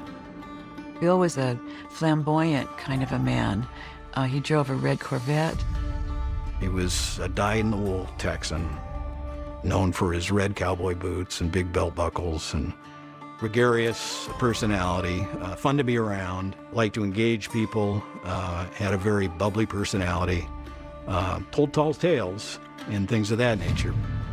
This guy was larger than life in more ways than one. I mean, we're talking 6'4", 230 pounds, wearing red cowboy boots and a red hat. And many people, they took to Bill. Bill Nelson had several wives, and he had kids with those wives, and he had grandkids with those kids. His first wife, I believe they lived in Florida, and his second wife in Texas, his third wife in Texas. To earn a living, Bill was a jack of all trades. Bill Nelson was a pilot. He crop dusted. He had a knowledge of computers to the point where he could take old ones apart and reassemble them and then at some point sell them. He also worked for a mortgage company. By the early 90s, Bill was living in California. In the fall of 1991, he met a beautiful young woman who was also half his age. One night at the pool hall, Omaima, she walks in, just kind of perusing the place. He said, who is that? Those high cheekbones, that beautiful hair. She was this Egyptian goddess, and he wanted to know more. Omaima was born in southern Egypt along the Nile River, kind of near the Sudanese border, and she was really born into a village that was really poor. Omaima was raised in a Muslim household. She was devout. She met a oil worker while she was back in Egypt, and they started a relationship. When her mother heard that the relationship was getting kind of serious, she insisted that they get married. And at some point after the marriage, he was called back to Houston, Texas, and she accompanied him. Around age 18, Omaima is faced with the possibility of the American dream, to live a totally different life. When she arrived, she spoke minimal English. Imagine being in a country where you are not able to stand up for yourself, you're not able to communicate your basic needs outside of your partner, you rely on him for everything. He turned out to be a violent man. So she became a battered woman at 18 here in America. She managed to get help from a battered women's shelter and get away from him. In 1987, Omaima left Texas and headed for California. After divorcing her first husband, she moved in with her sister in San Clemente, California, located south of Costa Mesa. And she took up several jobs, one of which was being a model at some lingerie place in the mall. She was a beautiful, beautiful woman with high cheekbones and, people would look her way. But the money wasn't coming in fast enough. She wanted more. She was attracted to these older men. To her, they provided protection, they provided stability, and they provided money. Omaima had the belief that if she found a nice older man, that man would both take care of her and be kind. And at 23 years old, Omaima met 56-year-old Bill Nelson at a bar. She sees a big old statuesque guy.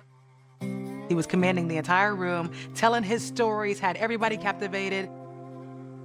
Bill wooed Omaima with his cowboy persona and promises of a better life. He may have mentioned that he, lived a lavish life, had a red Corvette, may have even owned a cattle ranch.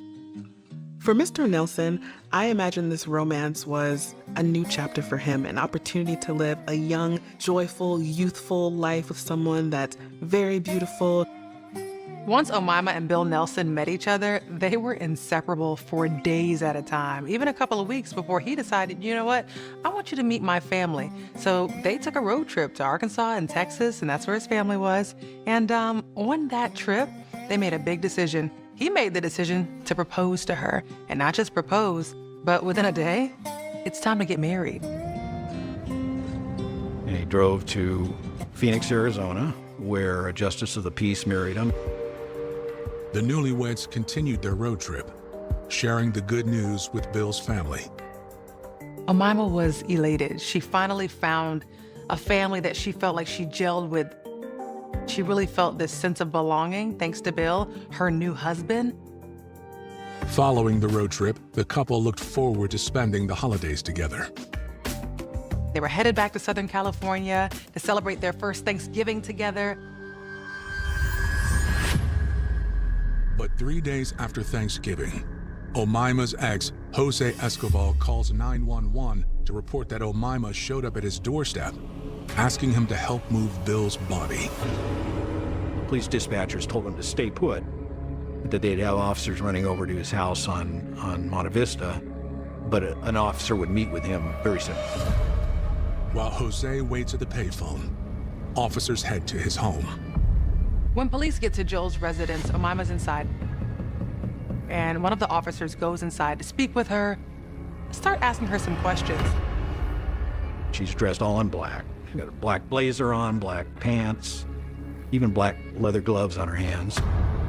When asked about her husband, Omaima says he is out of town. He'd spent Thanksgiving with her on Thursday, and on Friday he'd left for a business trip, and she expected him back the following Friday.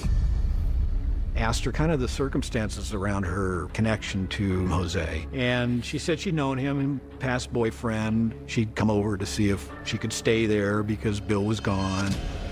There was another police officer, a couple of them outside, and that's when they spotted that red Corvette. We looked inside the Corvette. Officer Hogue spotted a 50-gallon trash bag, which was tied at the top, sitting on the front seat. So Officer Hogue removed it and set it down on the front yard grass and cut it open with a penknife. The smell is not something you can describe.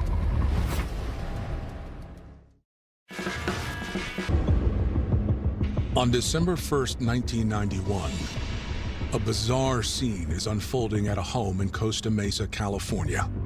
Parked out front of the location was a Corvette, and Officer Hogue looked inside and saw a big trash bag that was tied at the top, sitting in plain view. Then Officer Hogue cut the bag open with a penknife he had. At that point, We could see a liquid substance in the bag, and the smell that was emanating from the bag was so powerful. Meanwhile, officers find the homeowner, Jose Escoval, at a nearby payphone. Jose explains what prompted him to call 911. About 2 in the afternoon, somebody was knocking on the door, and he looked out, saw the red Corvette, opened the door, and it was Omaima. She removed the black gloves that she was wearing. He saw that her hands had been cut with what looked like a knife. She had bruises on her arms, on her legs, so he invited her into the apartment. She says, I need your help. Jose says, with what? She tells him that her husband attacked her and she ended up killing him. She killed him, cut him up. She had a trash bag in the car right now and would pay him a huge sum of money if he would just help her. I just need to move his body. And then she offers him $75,000 and 2 motorcycles if he actually obliges. He says, hold on, just stay right there.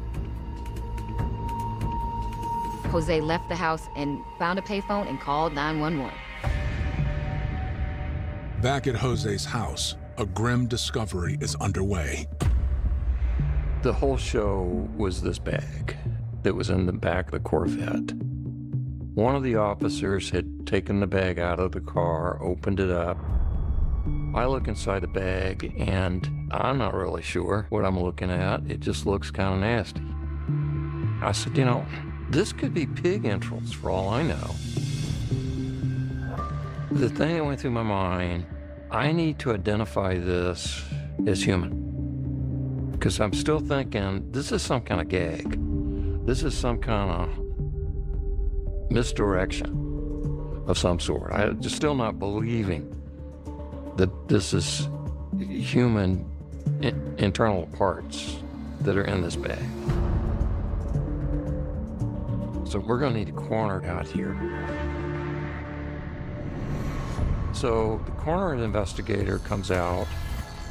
We opened up a big plastic cloth to the ground and we got the remains out onto the cloth. And then all of a sudden he says, hey, you better look at this. I go, what? He says, do you know what those little black spots on this organ is? I said, I got no idea what that is. He said, that's carbon. I said, it is? He said, yeah. I said, you know where that comes from? I said, no. He said, it comes from smoking. And he said, so unless you know any pigs that smoke, this is a human. Investigators turn to Omaima. We introduced ourselves, said obviously we don't want to really be talking out here on the street. Would you mind accompanying us to the police department for an interview? And she agreed. But law enforcement has another priority before they talk to Omaima. We were able to determine from her identification where she lived with her husband. Officers immediately went over to that apartment to see if there was, you know, somebody in distress, somebody hurt. It was locked. We obtained a key from the manager.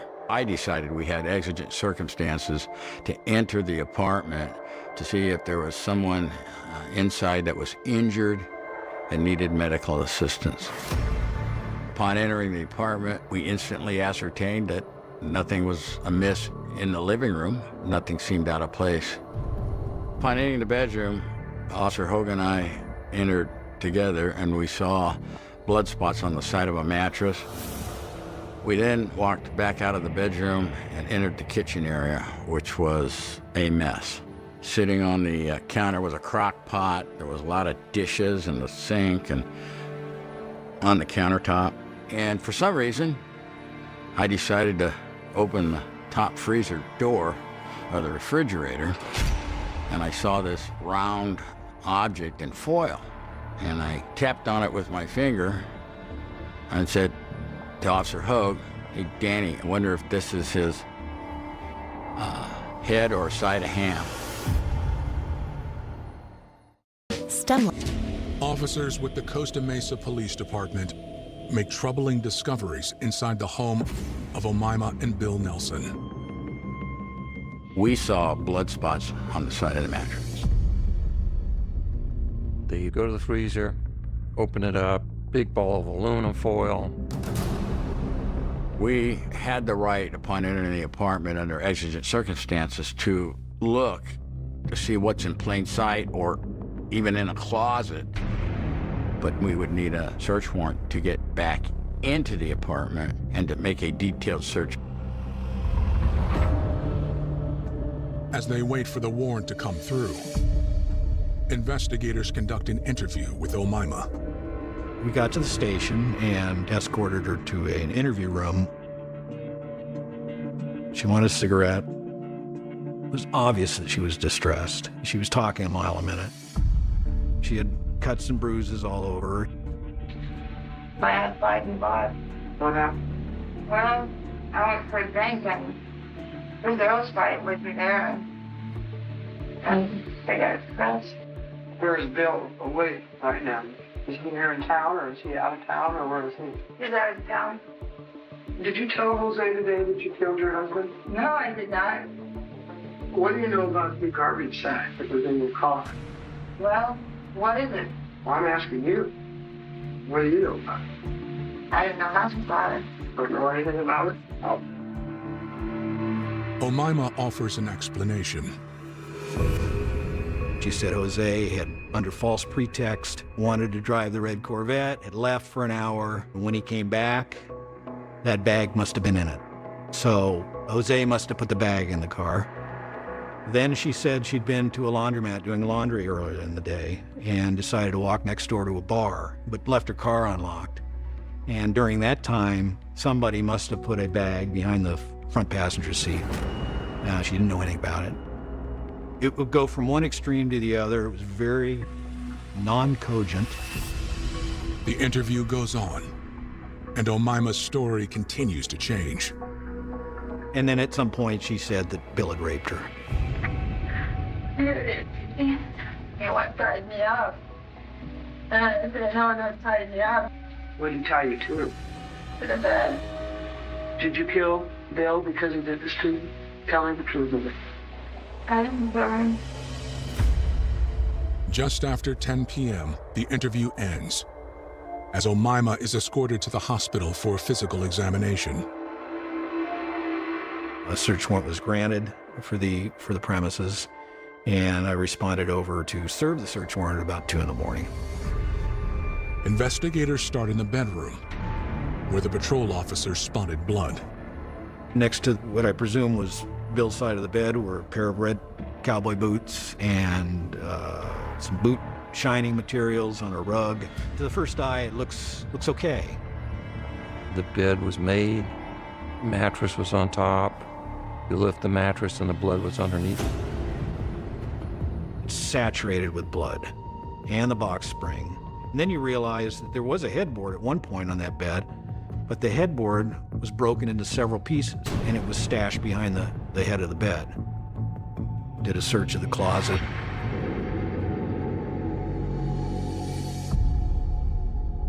A small steam iron in the corner of the closet was broken. The handle was broken off of it. Wrapped up in newspaper in the closet was also a porcelain lamp that had been broken and a crushed lampshade. Investigators moved to the living room. There was boxes piled up, computer parts piled up, laying around. We saw that most all of these boxes contained trash bags, and in those trash bags were other trash bags, and in those trash bags were what appeared to be human body parts. The disturbing scene becomes even more troubling. We did find a box that had 2 human hands in it. It was obvious that the hands were cooked. They looked to be fried or something. Detectives were searching the kitchen, and officers started going through the refrigerator, the freezer. They locate the large item wrapped in foil. Take that out, open it up. It looked like a human head. I mean, that looked like a prop out of a horror movie, is what it looked like.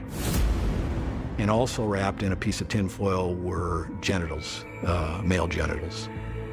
The genitals appeared as if they'd also been cooked and wrapped in tinfoil. This is a house of horrors. It was pretty shocking. Investigators question whether Omaima is physically capable of such violence. The thing for me is she's petite, and I knew from Mr. Nelson's driver's license that he was, over 6 foot, 250 pounds. But in one particular box, in amongst the trash bags, were a pair of human legs, and those legs had ligature marks around the ankles. At the foot of the bed was a wicker clothes hamper full of dirty clothes, and in amongst those clothes were what appeared to be bloody garments. There was a necktie, men's necktie that was tied like a ligature. There was a section of rope that had some knots in it that appeared to be a ligature. She says that Bill tied her to a bed, but Bill was the one with ligature marks. So everything she was saying was a lie. On the morning of December 2nd, 1991, Omaima Nelson returns to the Costa Mesa police station following an examination at a local hospital. She is met with handcuffs. Well, I'm going to be placing you under arrest at this time. Why? For suspicion of murder. I didn't kill him. I didn't kill him. I remember driving with my partner down to the coroner's office to witness the autopsy. We get to the coroner's office and the watch commander calls and says, "Hey, Omaima wants to talk to you again." Just tell me what you want to tell me and I'll listen. I think I just killed him unconscious. You think you killed him unconscious? Yeah, because he did this to me and I couldn't believe I did what I did. Omaima claimed that her husband became physically abusive shortly after the wedding. She told police that she began to cope with the abuse through drinking alcohol and using drugs. During this time, she also told them that she started having visual hallucinations and auditory hallucinations telling her to murder her husband. So all I remember that I hit him to self-defense or something. How did you hit him? I think I hit him with an arm or something to get off me. How did you kill him?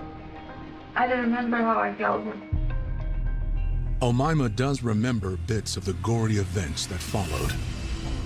I did all this in 2 hours. Chopped him up pieces in 2 hours. Chopped him up? Bill in 2 hours? Yeah. And all I remember that his head was flying from his body, hit the ceiling up there, and made a blood in the ceiling. And I fell asleep and I get up in the morning and I found the trash bag and I couldn't believe it. I couldn't believe what happened. She said that she heard voices. The Egyptian gods were helping her, telling her things. She was telling me that who killed he must die. Who killed he killed. And she turned around and she walked away. And the next when I get up, I checked, I find my name and his name was written by blood in the mirror. It said me and you. What was written in blood? Me and you. Did you cook some parts of Bill before you wrapped him up in the plastic? No, I'm not a meat eater much either. I don't eat meat. You don't eat meat? No, I don't eat this meat. You're a vegetarian? Vegetarian, yes. She would go from voices, I'm hearing people from the dead telling me these things, and Bill's head's here, and he's cut up, and there's body parts all over this place. She didn't really confess to anything other than she blacked out, she heard voices, there was a phone call, somebody said, look in the freezer, look in the trash bags. It didn't make any sense. There's no continuity to this thing. She was all over the map. Well, I think you're telling me part of the truth, but not all of it. Well, I think I need to talk to the psychiatrist to just see the last of my life. We kind of sized her up as somebody that was just grasping at straws, trying to work herself out of this bad situation. Following the interrogation, investigators get word that the coroner has positively identified the remains as Bill Nelson.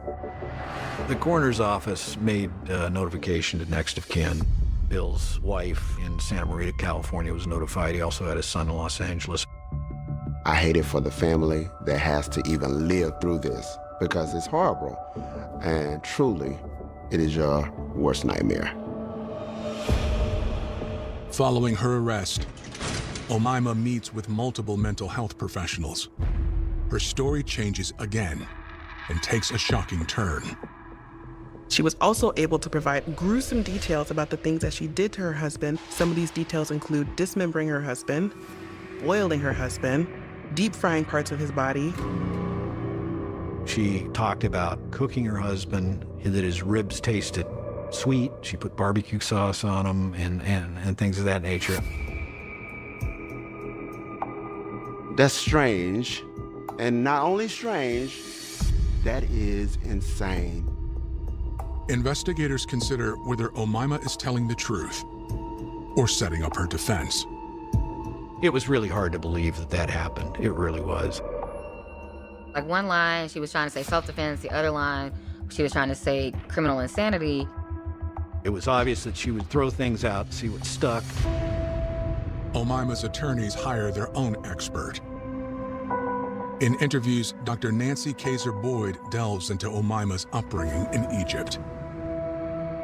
She had a terrible childhood. She'd been sexually assaulted. Her father often beat her, and her stepmother there beat her also.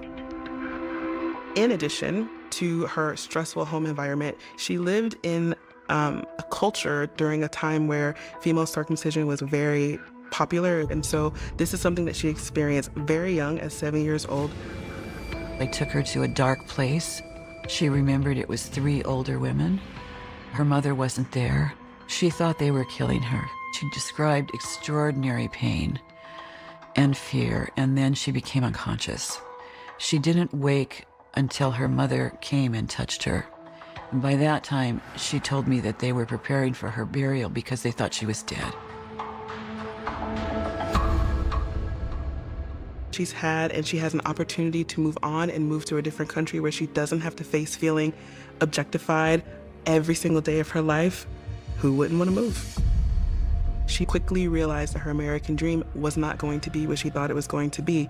She has to rely on another person the same way she was relying on other people in her previous country, and she has to rely on a man to do everything for her. And I imagine that was the exact thing she was trying to get away from. In interviews with a psychologist, Omaima reveals she suffered sexual abuse, violence, and female circumcision. We had her examined by a gynecologist, and that doctor told us that her vaginal area had a lot of scar tissue and that sex would be very painful for her. During the trial prep, Omaima's defense team, her attorney and investigator, actually flew to this suburb of Cairo and did in-depth interviews of her family members and to kind of give a glimpse of her childhood growing up and possibly the abuses involved, to show that she'd had a series of dominating males in her life and that she'd experienced not only the circumcision but sexual assault. And so there was definitely some aspects of her past that they were trying to show contributed to this murder. Detectives and prosecutors prepare to counter whatever defense Omaima brings to court. They speak with medical professionals who examined Omaima on the day of her arrest. The hospital report concluded that there were no signs of rape or sexual assault. She also mentioned that she was the one who had been held down and tied to this bedpost. No ligature marks at all around her wrists or her ankles. In fact, medical professionals said she had cuts on her, cuts that came from when she was stabbing Bill. Investigators reach out to Bill's family, including his ex-wives. Bill was very acquainted with family and his children. His kids would call him on a fairly regular basis, and yeah, he was just a great dad. When I spoke to Bill's ex-wife, she spoke very fondly of Bill. And I was struck at one point that she really liked this guy. And She was deeply hurt by what happened to him. In talking to the family, it was obvious that Bill Nelson was not a violent person. No evidence of that. Investigators find no record of violence or abuse on Bill's behalf. Omaima is a different story. One incident included her going to the pharmacy and grabbing whatever she wanted out of there and stealing without paying for this stuff. 2 security guards were watching her, and when they tried to stop her, she got extremely violent with them, so much so she ended up attacking them so viciously that she bit the chest of one of the women, the female security guards. She bit her breast so hard that she almost bit it off, and she also grabbed the vagina of the security guard as well. As news of the gruesome crime spreads across the state, law enforcement gets a phone call. Robert Hansen saw the news report of Omaima's crimes against Bill Nelson. Mr. Robert Hansen, elderly, single, lived in an apartment, fairly successful business person. He met Omaima in a bar, and over conversation, one thing led to another, and she went home with him. Obviously, there was a relationship that started. At one point during their relationship, they were having sex, and they were doing what she likes to call kinky sex. She gets over there and ties him up, but instead of doing the kinky sexual thing that she promised, she attempted to rob him and pulls a gun on him.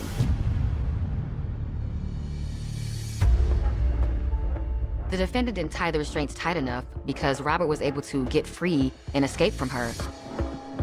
But he was so embarrassed that he never called the police. But once he saw the report in the news of Bill Nelson, he had to come forward. He couldn't keep silent because she had done something similar to him and he survived. So this wasn't Omaima's first rodeo. Not sure which way. Over a year after the grisly discovery of Bill Nelson's body, his wife, Omaima, is set to stand trial. When the case goes to trial, December 1992, prosecutors immediately try to paint Omaima as this woman who wanted this lavish lifestyle that she was promised by Bill Nelson, and she was entitled to get this lifestyle. Omaima Nelson was an ex-model, beautiful woman of Egyptian descent, very attractive, and she would seek out older men to fleece them for their money. Bill was talking about being wealthy and owning a cattle ranch and having money, which fed right into what she was looking for. She was looking for another sugar daddy. Following their whirlwind romance and wedding, a different truth emerged. Things started to fall apart a little bit. She realized that Bill wasn't the man that he might be saying he is. He didn't have that cattle ranch. It became real to her that Bill had purported himself to be something other than he was. The things that Bill promised her and the lifestyle that she thought she was going to live was all a lie. Bill didn't have any money, and she wanted payback. On Thanksgiving Day, tensions were high, and Mr. Nelson found himself tied to a bed. She immobilized him under a false pretext. Probably hit him with the iron. Several times, about 30 times. The iron broke during this assault. Lamp was used also, broken. And then he was stabbed too. And then started cutting him up.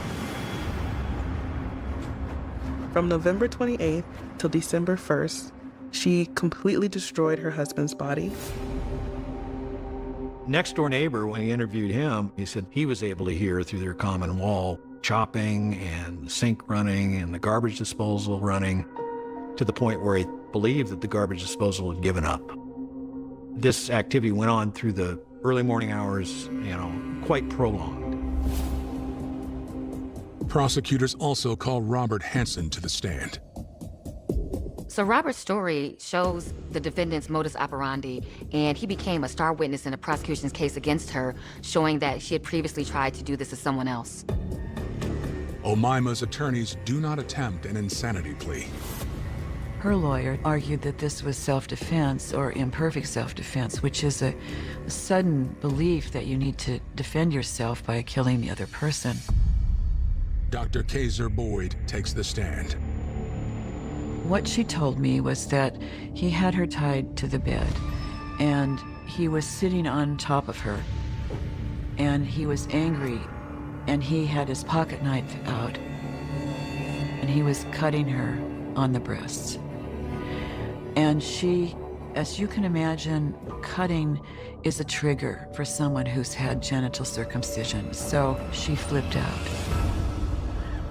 And she got loose, and she started hitting him with a lamp by the bed. She jumped up and grabbed an iron that was in the room.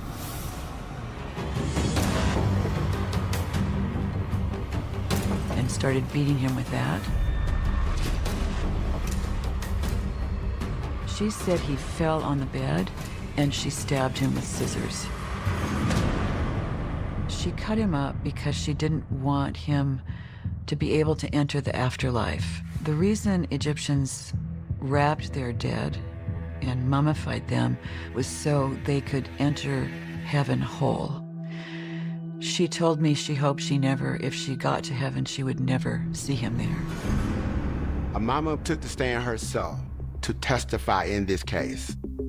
And she began to share with them in a very emotional, heartfelt testimony about, first of all, her life and the continuous abuse and the trauma and the pain. She was a victim of sexual assault, of child abuse, of female genital mutilation, and all of this trauma, like cumulatively over the years, contributed to her psychological stressors that caused her to do this. The jury deliberates for 6 days. I was on needles and pins. I didn't know what the outcome would be.